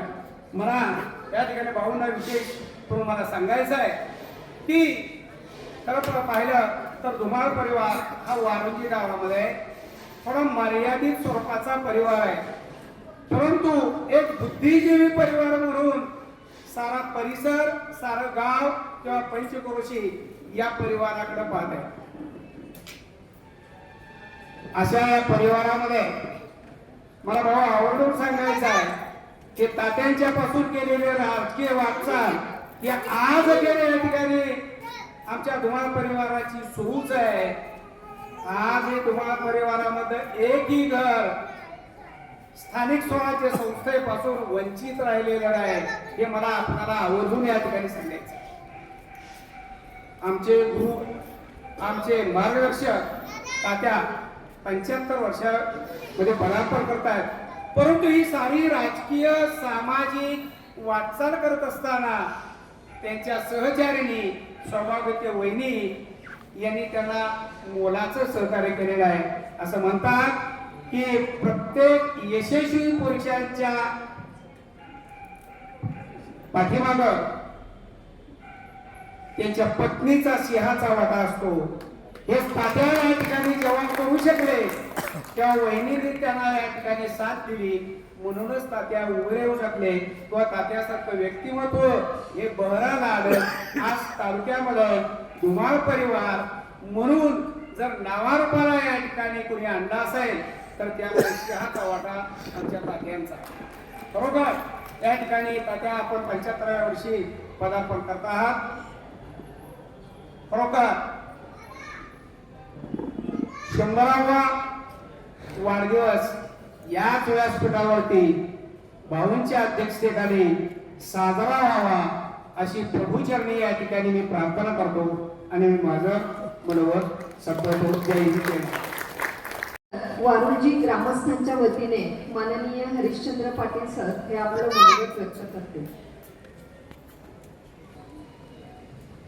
वारुंजीचे ज्येष्ठ नागरिक, माळा ग्रुपचे सदस्य, आमचे मार्गदर्शक आत्यांच्या बाबतीत ज्या पद्धतीने सरांनी सांगितलं तसं धुमाळ कुटुंबामध्ये पहिल्यांदा राजकीय वाटचाल तात्याने केली, ती आजपर्यंत त्यांची चालूच आहे. पण तात्यांच्या जीवनामध्ये बरंच काही सांगायचं आहे. तात्या एक व्यक्तिमत्व आमच्या गावात असं आहे की मी लहानपणापासून बघतोय तात्या संयमी नेतृत्व, कुणालाही राजकीय हेवेदावे साईडला सोडून गरिबांना बोलवून सगळ्यांना बोलवून त्यांच्या कुटुंबाची विचारपूस करणारे हे आमचे तात्या. आज 75व्या वर्षामध्ये 75 वाढदिवस त्यांचा होत आहे. तर तात्यांना काकींना आम्ही लहानपणापासून बघतोय की जीवनामध्ये प्रत्येकाच्या चढ उतार चालत असतो, पण त्या चढ उतारामध्ये तात्यांनी आपल्या कुटुंबाशी आपल्या गावाशी नाळ जोपत आपल्या 2 मुलांना चांगल्या प्रकारचं शिक्षण देऊन इंग्लिश मिडियम शिक्षण देऊन त्यांना परदेशात पाठवणारे पहिले वडील व्यक्तिमत्व हे तात्या आहे. त्याच्यामुळं आम्ही वारुळकर कायम तात्यांचा सल्ला घेत असतो. राजकीय असो किंवा गावामध्ये कुठला कौटुंबिक कार्यक्रम असो, कुठलाही कार्यक्रम असो, तात्यांना विचारला आम्ही कुठला कार्यक्रम करत नाही. आणि काकींचे तरी तात्यांना कायम चांगलं मार्गदर्शन एकमेकांनाही करून त्यांनी मुलांना सगळ्यांना सांगायचे आहे की बोलून त्यांनी अरे मला मी तरी लहानपणापासून या कुटुंबाशी एक नाळ आहे की तात्या नेहमी मला हात मारून विचारते अरे भाऊ काय चाललंय काय नाही कसं आहे. तर अशा तात्यांना मी माझ्या कुटुंबाच्या वतीनं आणि माझ्या गावच्या वतीनं माझ्या सर्व संस्थांच्या वतीनं वाढदिवसाच्या हार्दिक शुभेच्छा देतो आणि थांबतो. जय हिंद जय महाराष्ट्र. आजच्या या अमृत महोत्सवी वाढदिवसानिमित्त माननीय अशोकराव थोरात भाऊ यांना मी विनंती करते की त्यांनी आपलं मनोगत व्यक्त करावं.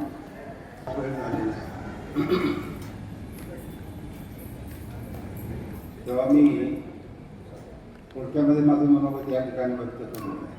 काही लोकांनी अजूनही बोलावं अशी माझी अपेक्षा होती. सत्कार मूर्ती माझे मित्र सन्माननीय शिवाजीराव धुमाळ तात्या, त्यांच्या सुविध पत्नी सौभाग्यवती स्वतंत्रताला ताई धुमाळ, त्यांचे सर्व कुटुंबीय, त्यांचे या ठिकाणी उपस्थित असलेले सर्व नातेवाईक, माळी ग्रुपमधील सर्व प्रमुख कार्यकर्ते आणि सातारा जिल्ह्यातील लेवल वेटरन्सचे सर्व पदाधिकारी आणि त्यांचे आलेले सर्व कार्यकर्ते, आपण उपस्थित राहिलेले सर्व बंधू भगिनी आणि मित्र, बराच वेळ झालेला आहे. 8 वाजले 15 मिनिट कमी आहेत आणि आमच्या टाइम टेबलप्रमाणे जेवणाची वेळ 7 वाजताच होऊन गेली. किंवा एक 5-7 मिनिटामध्ये मी माझं मनोगत व्यक्त करणार आहे आणि माझ्यानंतर सन्माननीय शिवाजीराव धुमाळ तात्या आपलं मनोगत या ठिकाणी सत्काराला उत्तर देतील आणि मग आपण आपल्या मुख्य कार्यक्रमाकडे वळू. तेव्हा सर्वप्रथम या ठिकाणी माझे मित्र गरुड सर यांनी प्रास्ताविक भाषण केलं. शिवाजीराव धुमाळ तात्यांचा वाढदिवस घ्यायचा आणि तो मळाई ग्रुपच्या वतीने घ्यायचा असं आम्ही जी चर्चा केली.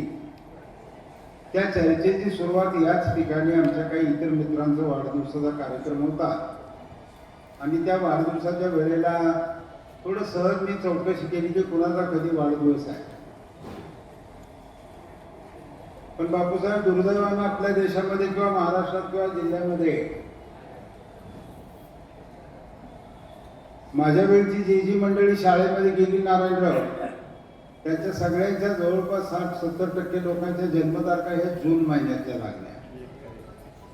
मुलाला बकुटीला बघून शाळेत नेलं की गुरुजी विचारणार जन्मात दाखला नाही, बऱ्याच जन्म कधी झाला ते आई काहीतरी आठवणीनं सांगायची आणि मग ते दुसरे गुरुजी बसलेले असायचे, ते म्हणायचे टाका 1 जून, टाका 2 जून.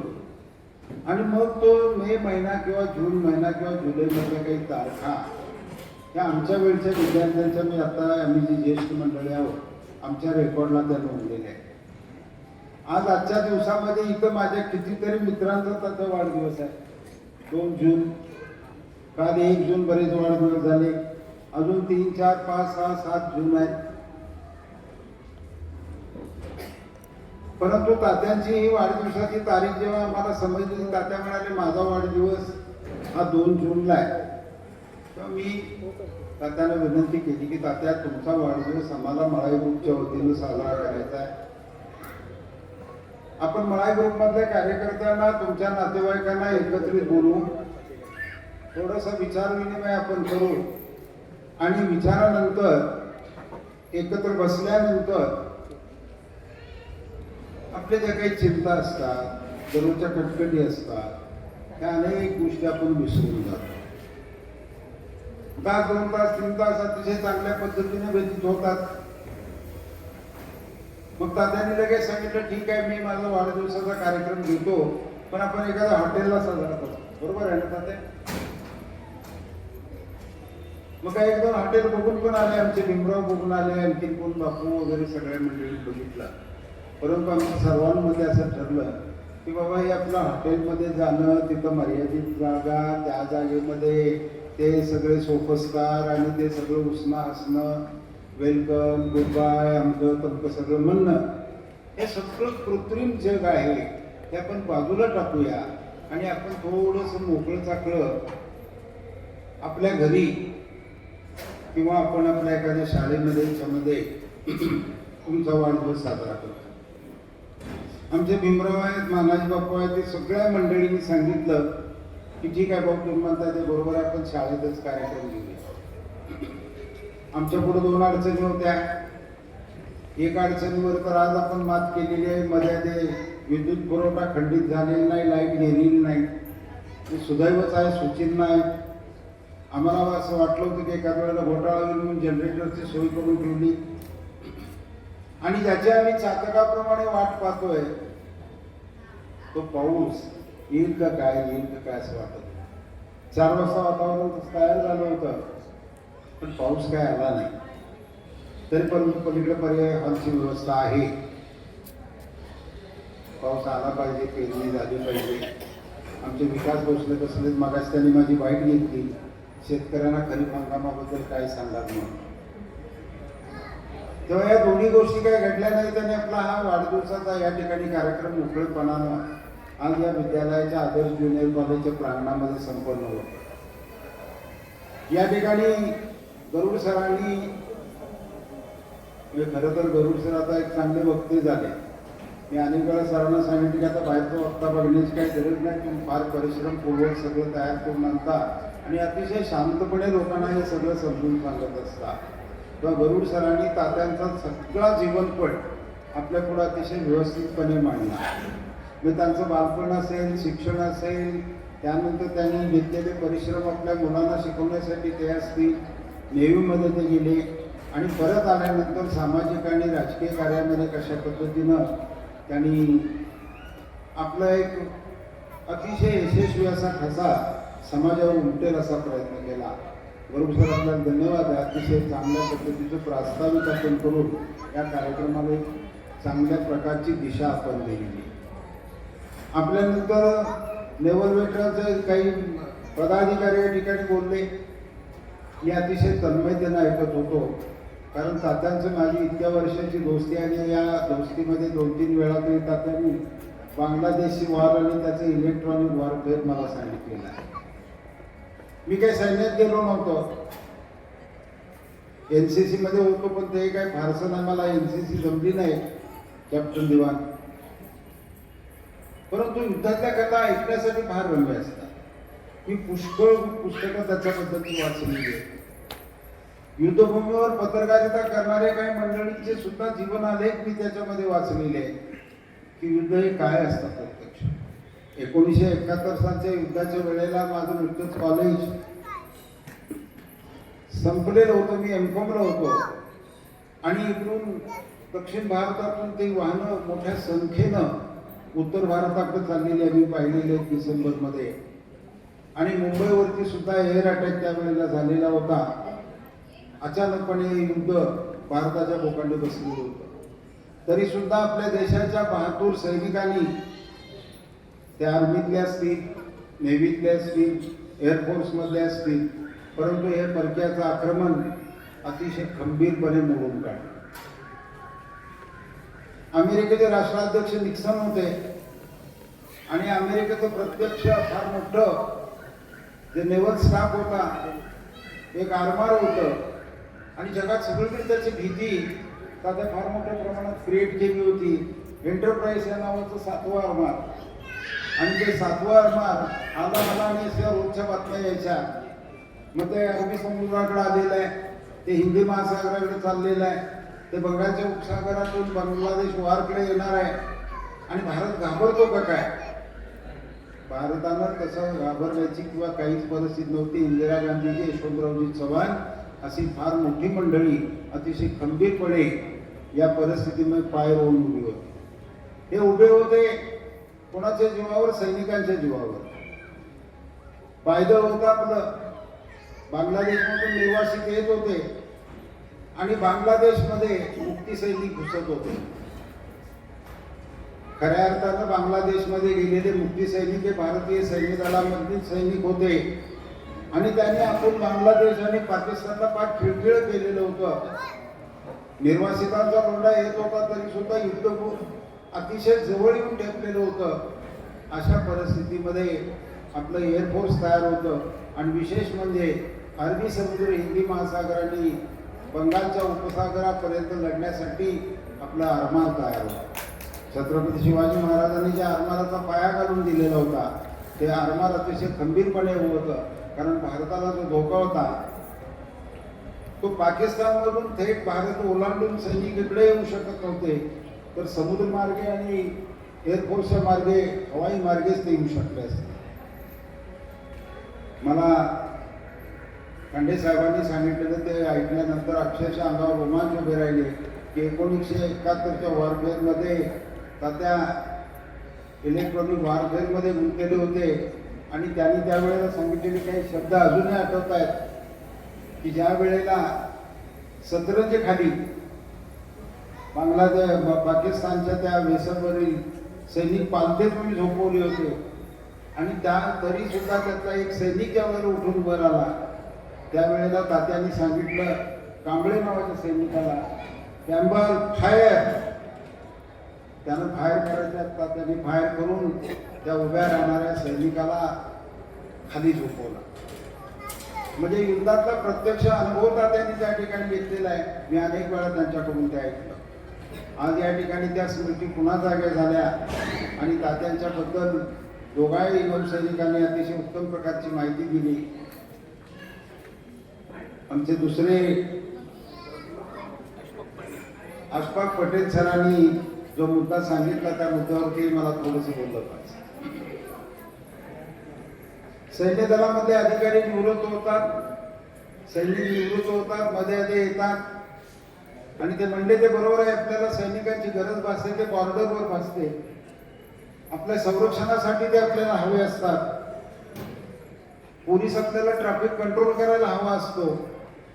चोर आल्यानंतर, दरोडेखोर आल्यानंतर किंवा खून मारामारी झाल्यानंतर पोलिसाची गरज भासते. तसं सैनिकाची गरज ही बॉर्डरवर भासते, सीमेच्या संरक्षणासाठी भासते. परंतु आपल्या दैनंदिन जीवनामध्ये सैनिक प्रवेश करायला लागल्यानंतर ते थोडंसं ॲडजस्ट होत नाही. बरोबर, थोडंसं ॲडजस्ट होत नाही. तुमच्या 15 वर्षाच्या सेवेत, 18 वर्षाच्या सेवेत, 20-21 वर्षाच्या सेवेमध्ये तुमच्या मनाला आणि शरीराला एक प्रकारचं असं वळण लागलेलं असतं आणि ते वळण असं असतं की आज जे समाजामध्ये चाललेलं आहे ते तुम्हाला मान्य नसतं. आम्ही लोक व्यवहारात काम करतो. आम्हाला माहित आहे व्यवहार कायदा कसा जुळवायचा, प्रसंगी तो कसा मोडायचा आणि त्याला मग कायद्याचं स्वरूप कसं द्यायचं हे आमचे बापू आणि आम्ही सगळे त्याच्यामध्ये आता तज्ज्ञ किंवा तयार झालो किंवा आमच्या दैनंदिन जीवनामध्ये ते आम्ही अनुभवतो.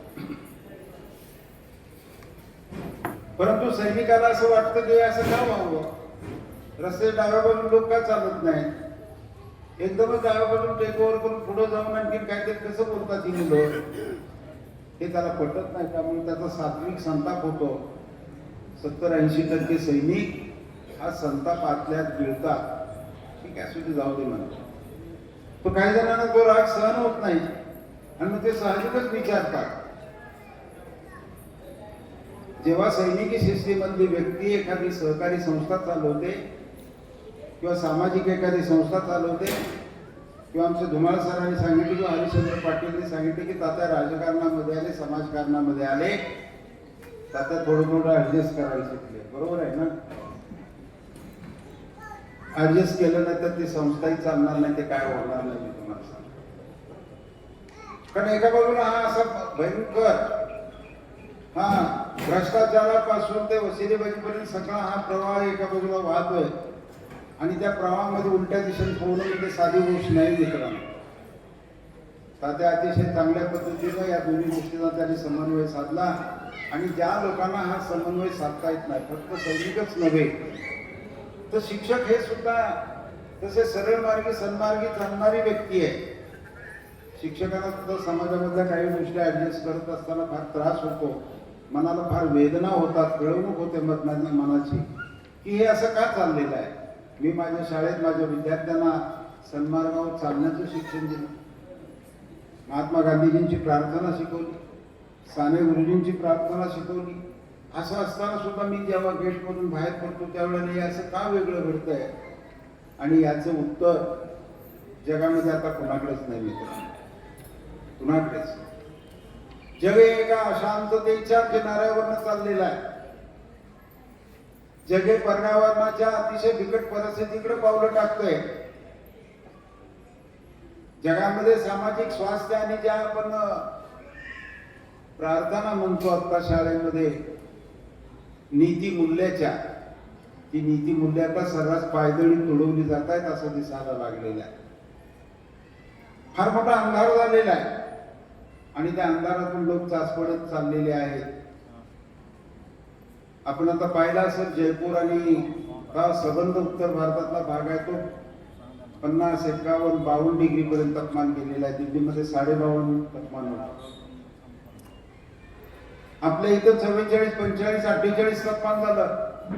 कशाचा परिणाम आता सबंध सिमेंटचं जंगल होत चाललं, रोज माणसं झाडं तोडतायत. कितीही प्रयत्न केला झाडं लावा, फारशी झाडं लावली जात नाही. आणि भौतिक सुविधाच्या नावाखाली हे सगळं आम्हाला हवं आहे. आम्हाला 50 फुटाच्या 100 फुटाचा रोड हवा आहे. आम्हाला पॉश सगळे बंगले हवेत, कॉन्क्रीटचे बंगले हवेत. माझ्या दारात कुठे घाण दिसता उपयोगाचे नाही, पडलेलं पाणी फरशीवर पडलं पाहिजे, तिथून गटारातून बाहेर नदीला ते गेलं पाहिजे. साध्या पद्धतीनं वागण्याची भूमिका आता फारशा लोकांच्याकडे राहिलेली नाही. त्यामुळे मोठा पाऊस पडतो, पाणी येतं, वाहून जातं. पडलेल्या पावसाची फार मोठ्या प्रमाणात वाफ होऊन जाते आणि पुढे अतिशय कठीण परिस्थिती येते, कारण जानेवारी पासूनच वातावरण तापायला लागलं. तेव्हा समाजामध्ये ह्या फार गोष्टी घडत चाललेल्या आहेत. तात्यांच्या संदर्भातला एक मुद्दा बोलणार आहे मी.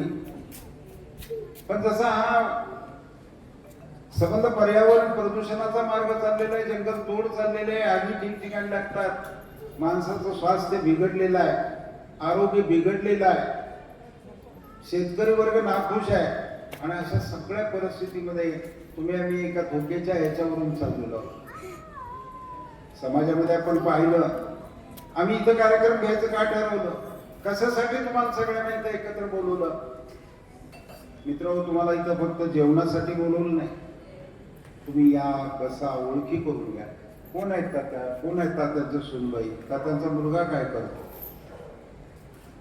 तात्यांचे वय कारवारवरून या ठिकाणी आलेले आहेत, त्यांचं काय चाललंय जाणून घ्या. तुम्ही सुद्धा एकमेकांमध्ये थोडंसं बोला. संवाद हा तुमच्या माझ्या जीवनात आता कमी होत चाललेला आहे. तात्यांचा वाढदिवस घ्यायचं ठरलं ते ह्या संवादातून ठरलं. अनेकांच्या मी इथं वाढदिवस घेतो. आमचा समाज प्रबोधन सार्वजनिक वाचनालयामध्ये कालच 1-2-3 शिक्षकांचे जे संचालक आहेत त्यांचे वाढदिवस झाले. काल आमच्या घरी अजित काकांचा वाढदिवस होता 1 जून, परवा एक वाढदिवस होता. आपण एकत्रित जमतो, एकमेकाला शुभेच्छा देतो.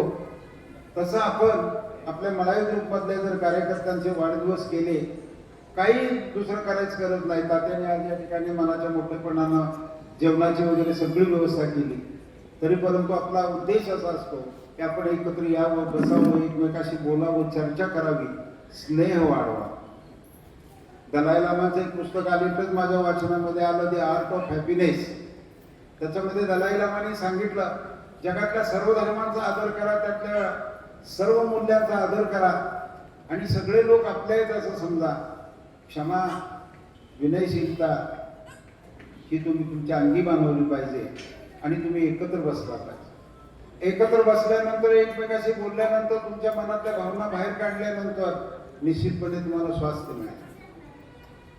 दलाई लामाने सांगितलं की तुम्ही सुखी व्हाल, समाधानी व्हाल, परंतु आनंदी व्हायचं असेल तर अजून त्याच्या पुढे जावं लागेल.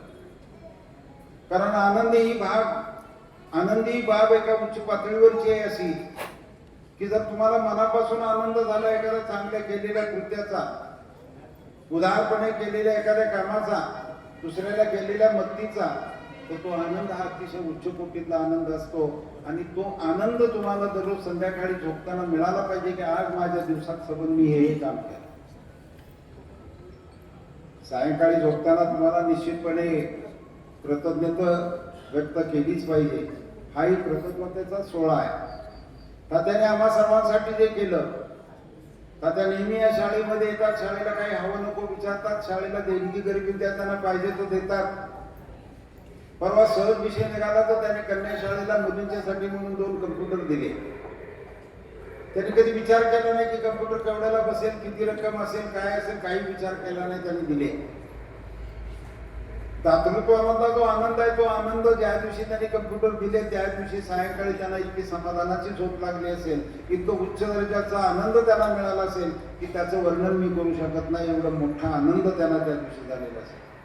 आणि म्हणून तात्यांच्याबद्दल अभिमान त्यांच्या मुलाला आहे, त्यांच्या कुटुंबाला अभिमान आहे की तात्या आमचे असे दाते, दातृत्व त्यांच्याकडे आहे. आणि म्हणून तात्याने हा प्रसंग घडवून आणला की आपण सगळे एकत्र येऊया, बसूया, अर्धा तास, 1 तास. आपल्याला हे इतर संस्कृतीसारखं इथं नाचगाणं करायचं नाही किंवा काही करायचं नाही, परंतु आपल्याला इथे एकत्र एकमेकाची विचारपूस करायची, एकमेकाचे सुखदुःख जाणून घ्यायचे, ओळखी वाढवायचे आणि भेटत तेव्हा पुन्हा अगदी स्मितहास्य करून आपण एकमेकाला धन्यवाद दिले पाहिजे. कृतज्ञता तर आपण बाळगलीच पाहिजे. कृतज्ञतेशिवाय तुम्हाला पुढे जाता येणार नाही. तात्यांनी या मळाई ग्रुपसाठी सातत्यानं कृतज्ञतेची भावना व्यक्त केली. जेव्हा कराडमध्ये आम्ही एकत्र असायचो त्यावेळेला एकमेकाच्या नेहमी सायंकाळी बसल्यानंतर जीवनातल्या अनेक गोष्टींची चर्चा व्हायची आणि त्यावेळेला मी सातत्यानं विचार करायचो की तात्या घरी शेतीत काम करतात, तात्या आपल्या मुलांना लहान गाडीवर घालतात, कधी सायकलवर घालतात, त्यांना उच्च शिक्षण देण्याचा प्रयत्न करतात. म्हणजे केवढं एक प्रकारचं ठरवलेलं जे जीवनाचं ध्येय गाठण्यासाठीचे प्रयत्न आहेत, अतिशय निश्चयाने केलेली, अतिशय उच्च असं ध्येय ठेवून केलेले प्रयत्न या माणसाने चालू आहे. ते बघितल्यानंतर मला अतिशय आनंद वाटला. आणि म्हणून आम्ही ठरवलं सगळ्यांनी की आपल्या ग्रुपमध्ये जे जे आहे त्यांचा तो वाढदिवस आपण करूच, परंतु तात्याचा या ठिकाणी आपण वाढदिवस करू, एकत्रित बसू, बोलू, बैठक घेऊ आणि सातत्याने एकमेकाच्या सानिध्यात राहून एकमेकाची चौकशी. शेवटी जीवनामध्ये आपल्या बरोबर येतं ते आपलं ज्ञान बरोबर येतं, आपला आनंद बरोबर येतो, आपण इतरांसाठी जे केलेलं आहे ते संचित असतं, ते आपल्या बरोबर असतं आणि जीवनातला शेवटचा टप्पा जो प्रवासाचा असतो त्या प्रवासामध्ये या अशा प्रकारच्या आठवणी आपल्याला बरोबर लागतात. इतर सगळ्या आठवणी असतील, तुम्ही काही स्टेट मिळवलं असेल त्याची आठवण असेल, तुमची मुलं मोठी झाली त्याच्या आठवणी असतील, परंतु हे सगळं करत असताना कुठले कुठले असे क्षण आले की त्या दिवशी मला अतिशय उच्च दर्जाचा आनंद मिळाला. ते क्षण हे शेवटच्या टप्प्यामध्ये अतिशय उपयुक्त वाटतात आणि माणूस कुणी जवळ नसलं तर त्याच्या चेहऱ्यावरती स्मित हास्य येत असतं. आता आपण अतिशय जीव घेण्या आजारामधून उठला, जबरदस्त इच्छाशक्तीमुळे तुम्ही त्याच्यावरती मात केली. तुमच्या आतमध्ये असलेलं जे सबकॉन्शियस माइंड आहे, या सबकॉन्शियस माइंडच्या पॉवरचा, अंतर्मनाच्या शक्तीचा उपयोग करून तुम्ही त्या दुःखावर मात केलेली आहे, तुमच्या दुखण्यावर मात केलेली आहे असं माझं म्हणणं. किंवा जेव्हा जेव्हा मी वाचतो त्यावेळेला आपल्या अंतर्मनाची एक विशिष्ट ताकद असते. आपण जेव्हा झोपी जातो आणि त्यावेळेला आपण अंतर्मनाला सांगतो की मला हे आहे, असं असं बरं झालं पाहिजे, तेव्हा ते अंतर्मन आपल्या शरीरातली ती व्याधी बरी करण्यासाठी कामाला लागत असतं. मित्रांनो, लक्षात ठेवा तुम्ही सगळ्यांनी की तुमचं जे अंतर्मन आहे, जे सबकॉन्शियस माइंड आहे, हे जे वरवरचं मन आहे, ते सगळं दिवसभरचा मनोव्यापार बघत असतं. अंतर्मन ही एक वेगळी बाब आहे. आणि त्या अंतर्मन ज्या वेळेला जेफ्रे आर्चरनं त्याच्याबद्दल पुस्तक लिहिलेलं आहे, the power of your subconscious mind, अनेक दाखले त्यांनी दिलेले आहेत. एखादी बळबळती वाहती जखम सुद्धा बरी करायची असेल किंवा असाध्य रोग बरा करायचा असेल, किंवा आपण आपल्या अंतर्मनानं त्याला जबरदस्त इच्छाशक्ती असेही आपण म्हणू शकतो की मला हे व्हायचं आहे किंवा मला पूर्ण बरं व्हायचं आहे. त्याच्या शक्तीनं ते त्याच्यावरती मात करून आलेले आहे. तुम्हाला पुढील जीवनामध्ये तुमची मुलं, तुमच्या सुना, तुमचं सौभाग्यवती, तुमचे नातेवाईक सगळ्यांचं प्रेम आहे. हे प्रेम तुम्हाला असंच अखंड मिळत जाऊ. भास्कर धुमाळ सर म्हणले की तुमची 100री सुद्धा या ठिकाणी परत भाऊंच्या अध्यक्षतेखालीच करायला मिळावी. मी त्यांनी मला सुद्धा सांगितलं की तुम्ही 100 वर्ष पाहिजे म्हणून. तेव्हा निश्चितपणे तुमच्या वाणीला यश येईल, काही अडचण येणार नाही त्याच्यामध्ये. कारण तुम्ही आम्ही सर्वसामान्य माणसं आहोत, सर्वसामान्यासारखे राहतो, सर्वसामान्यासारखं खातो आणि पितो, आणि म्हणूनच आपण 100 वर्ष पूर्ण करणार आहोत. तुम्हाला ते आयुष्य मिळावं, सर्वांचं भरभरून प्रेम मिळावं, तुम्ही तुमच्या मुलामाणसांसोबत राहावं, अशा प्रकारच्या शुभेच्छा तुम्हाला या ठिकाणी देतो. आपण सर्वांनी बराच वेळ मात्र थोडंसं भाषण लांबलेलंच आहे, ते शांतपणे आपण ऐकून घेतलं. जे ऐकलेलं आहे त्याच्यावरती मनन करा, मनन करून चिंतन करा. जे आपल्याला व्यवहारात आणता येईल, आपल्या दैनंदिन जीवनामध्ये आणता येईल, ते निश्चितपणे आणा. आणि तात्यांना सगळ्यांनी भरभरून मनापासून शुभेच्छा आपण दिलेल्या आहेत त्या अधिक द्याव्या, अशा प्रकारची विनंती करतो. पुन्हा एकदा त्यांना मनापासून शुभेच्छा देतो आणि थांबतो. जय हिंद, जय महाराष्ट्र. माननीय भाऊ आणि धुमाळ तात्या या दोघांनाही या ठिकाणी 100 वर्ष आयुष्य त्यापेक्षा जास्त लाभो आणि आम्हाला ते असेच मार्गदर्शन करत राहावं ही मनाची प्रार्थना. यानंतर आजचे सत्कारमूर्ती माननीय धुमाळ तात्या हे आपल्या सत्काराला उत्तर देण्यासाठी येतात. सन्माननीय व्यासपीठ आणि माझ्या सगळ्या कुटुंबजन, मी असं का म्हणतोय त्याचा उल्लेख मी आता करणार आहे. 2020 साली माझं वय 71 वर्ष होतं. बायपास झालं, पुढं सेप्टिक झालं आणि त्या दुखण्यामध्ये मी बेजार होऊन गेलो होतो. 2 वर्ष मी त्या दुखण्यामध्ये काढले. तुमच्या सगळ्यांचे आशीर्वाद होते, आपली भेट व्हायची होती, म्हणून सुदैवाने मी जिवंत राहिलो. आज 75 पूर्ण करून 76व्या वर्षामध्ये मी पदार्पण केलेलं आहे. हा आनंदाचा क्षण आहे.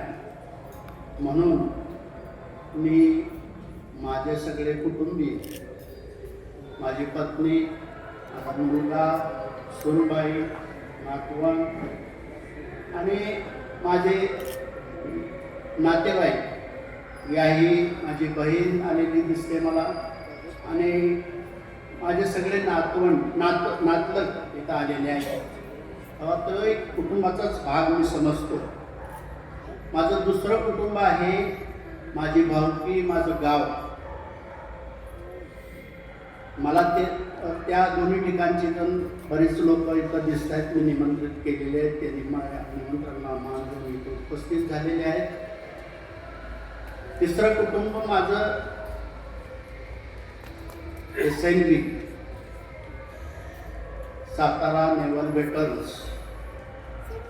मग या ग्रुपचे माझे कराडचे हे सगळे मित्रमंडळी इथं उपस्थित झालेले आहेत. त्याच्यामध्ये नारायण थोरात सर आहेत, कुलकर्णी साहेब आहेत, गाडगे साहेब आहेत, पटवर्धन साहेब आहेत, चिटणीस साहेब आहेत, ही सगळी मंडळी. आणि सातारा नेव्हल वेटर्न्सचे प्रतिनिधी या स्वरूपात आलेले आप्पा पडवळ साहेब, अस्फाक पटेल सर, आणि त्यांच्याबरोबर आलेले माझे सातारा नेवल वेटरन्सचे मित्रमंडळी, हे एक माझं दुसरं कुटुंब मी मानतो. तिसरं कुटुंब माझं मळाई परिवार. मळाई परिवाराचे जवळजवळ सगळे सदस्य इथं उपस्थित आहेत. भाऊ माझी प्रेरणा आहे, ते माझे थोरले भाऊ आहेत. इतकंच नव्हे तर मी त्यांना गुरुस्थानी मानतो. तर त्यांच्या सल्ल्यानं मी हा वाढदिवस घेतलेला आहे. इथं आपण सगळे मला शुभेच्छा देण्यासाठी उपस्थित राहिलात. आपल्या मनापासून तुम्ही शुभेच्छा दिल्यात आणि या कुटुंबाच्या बाहेरील काही लोक सुद्धा इथं उपस्थित आहेत. त्यातमध्ये कॅप्टन दिवान आहेत, आमचे मित्र रज्जाक भाई आहेत, अनेक लोक आहेत. तर या सगळ्यांच्या शुभेच्छा मला इथून पुढचं जीवन जगण्यासाठी प्रेरणादायी ठरतील असं मी मानतो. आपण सगळ्यांनी निवांतपणे भोजनाचा आस्वाद घ्यावा. मला भरभरून आणि माझ्या कुटुंबाला आपण शुभेच्छा द्याव्यात एवढीच विनंती करतो आणि थांबतो. धन्यवाद धुमतात्या. आपणास पुन्हा एकदा वाढदिवसाच्या श्री धुमतात्या यांचा सन्मान या ठिकाणी प्राचार्य कुंभार मॅडम यांच्या हस्ते संपन्न होत आहे.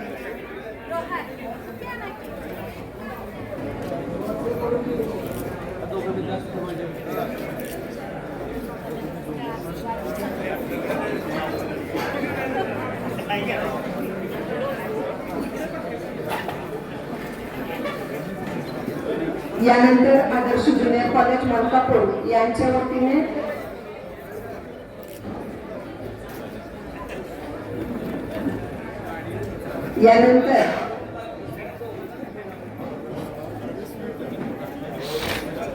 ज्येष्ठ नागरिक, त्याचबरोबर रयत शिक्षण संस्थेत ज्यांनी सुपरवायझर म्हणून काम केलं ते माननीय श्री तारके कुंभार सर यांच्या हस्ते या ठिकाणी सन्मान होत आहे.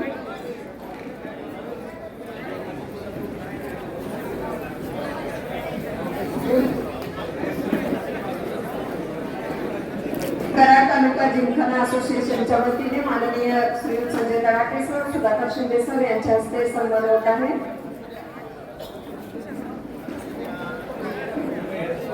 त्याचबरोबर वारुंजी गावातून आलेले माननीय श्री बाष्पराव पाटील सर यांच्याही हस्ते सन्मान होत आहे. माननीय श्री संभाजीराव चव्हाण उपसरपंच, गर्दी नका करू, सगळ्यांच्या हस्ते या ठिकाणी सत्कार करायचा आहे. कृपया शांततेचे सहकार्य अपेक्षित आहे. माननीय श्री पवार सर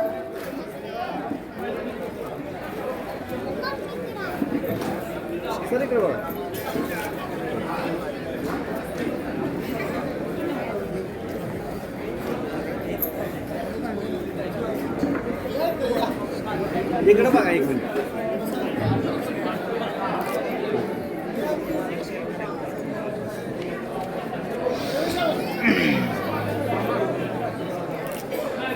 माननीय श्रीयुत संभाजी चव्हाण सर, धनलक्ष्मी पतसंस्था यांच्या वतीने कृपया सर्वांनी सत्कार करण्यासाठी शांततेचं सहकार्य करायचं आहे.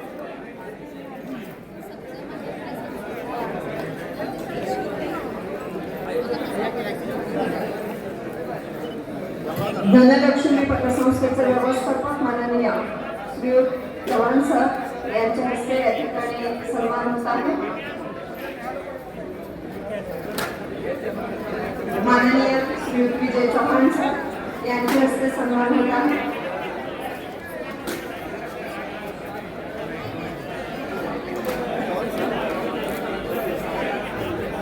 कोटले हायस्कूलच्या वतीने मुख्याध्यापक माननीय श्री पी.आर. पाटील सर व सहाय्यक शिक्षक शिंदे सर यांच्या हस्ते सन्मान होत आहे.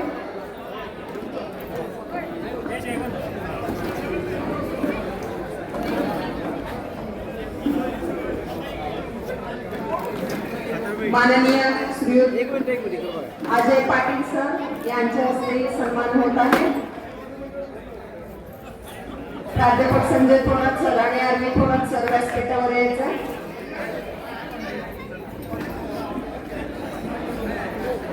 माननीय श्री विजयसिंह राऊत, अरुण पवार यांच्या हस्ते या ठिकाणी सन्मान होत आहे.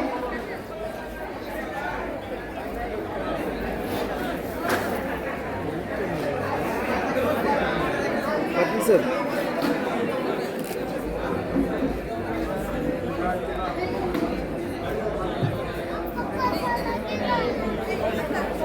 आदर्श ज्युनियर कॉलेजच्या वतीने मळेदेवी शिक्षण संस्थेचे सन्मान्य संचालक प्राध्यापक संजय थोरात सर, आदर्श ज्युनियर कॉलेजच्या विभाग प्रमुख पाटील मॅडम यांच्या हस्ते सत्कार संपन्न होत आहे. माननीय आरवी थोरात सर,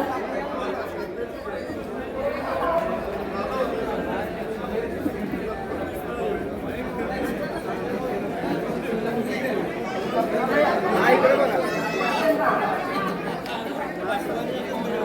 आदर्श ज्युनियर कॉलेजच्या वतीने प्राध्यापक संजय थोरात सर, प्राध्यापिका संभावती पाटील मॅडम, आरवी थोरात सर यांच्या हस्ते सत्कार संपन्न झालेला आहे. सुखशांती वाचनालयाच्या वतीने मान्य जयवंत शेट्टे सर या ठिकाणी सन्मान करते. स्टार इंग्लिश मीडियमच्या वतीने लता जाधव मॅडम व मोरे मॅडम यांच्या हस्ते या ठिकाणी सत्कार होत आहे. धुमाळ परिवाराच्या वतीने यानंतर सन्मान होईल.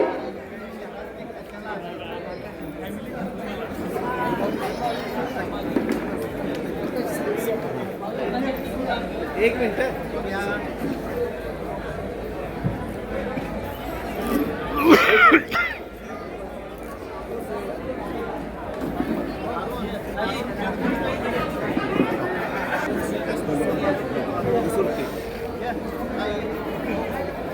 माननीय श्री विठ्ठल येडगे सर यांच्या हस्ते या ठिकाणी सत्कार संपन्न होईल.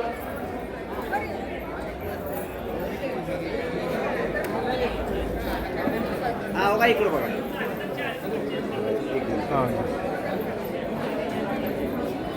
एक मिनिट. ओके.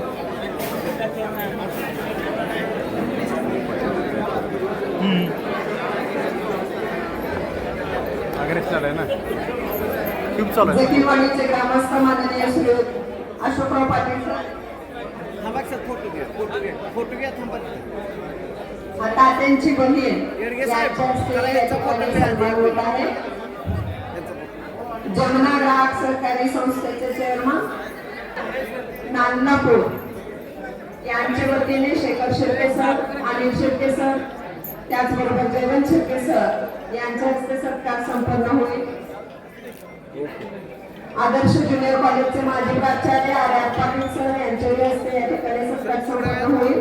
फोटो काढते. थोडा फोटो. शिर्के सर एक मिनिट.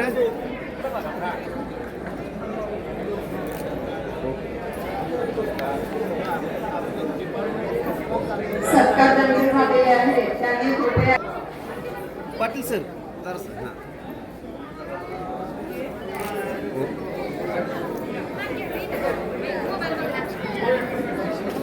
हात लावा.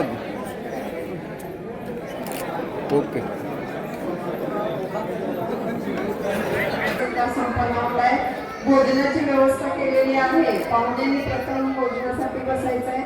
सर्वांना विनंती आहे की भोजन केल्याशिवाय कुणीही जाऊ नये. हवा इकडे बघा. यानंतर माननीय भोसले सर यांच्या हस्ते सन्मान होत आहे. त्याचबरोबर काशी सर यांच्या हस्ते या ठिकाणी सन्मान होत आहे.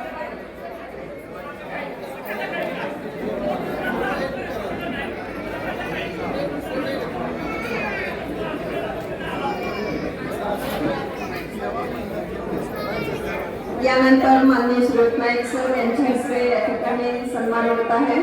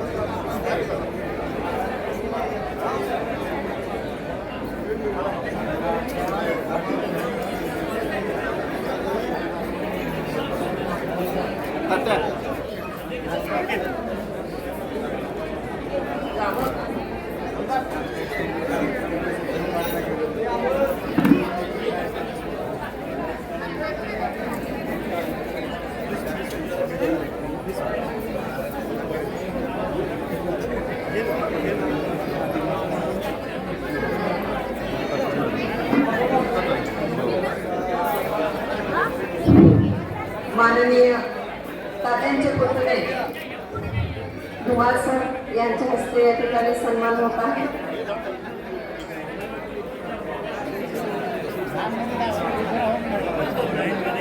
धुमाळ परिवाराच्या वतीनं या ठिकाणी सन्मान होत आहे. माननीय सभापती मीनाक्षी मोरे मॅडम यांच्या हस्ते सन्मान पाहुणे मंडळी आहेत, त्यांनी सर्वांनी जेवणासाठी त्या ठिकाणी उपस्थित राहायचे. तिथंच थांबा तिथंच थांबा. कुमार परिवाराच्या वतीनं या ठिकाणी माननीय तात्यांचा सन्मान होत आहे.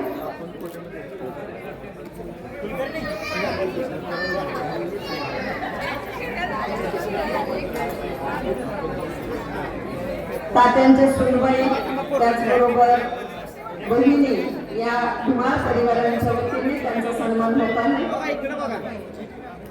ओके.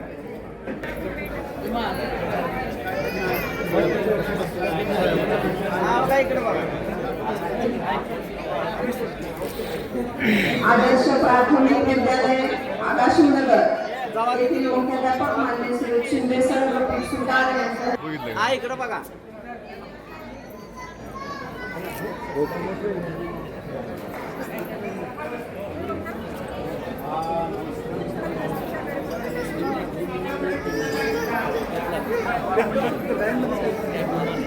वारुंजी या गावातील ग्रामस्थ माननीय श्री चंद्रकांत पाटील, सिद्धेश्वर पाटील, प्रफुल्ल पाटील, प्रमोद पाटील आणि प्रशांत पाटील यांच्या हस्ते या ठिकाणी तात्यांचा सन्मान होत आहे.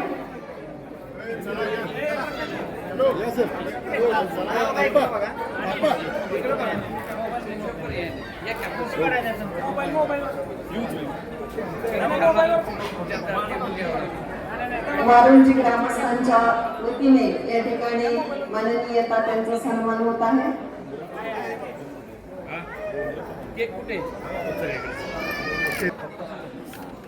एक जरा मागे या. जरा एक मिनिट.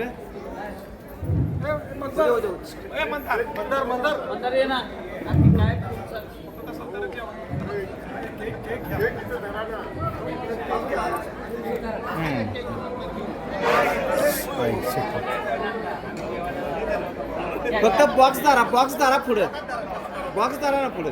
हा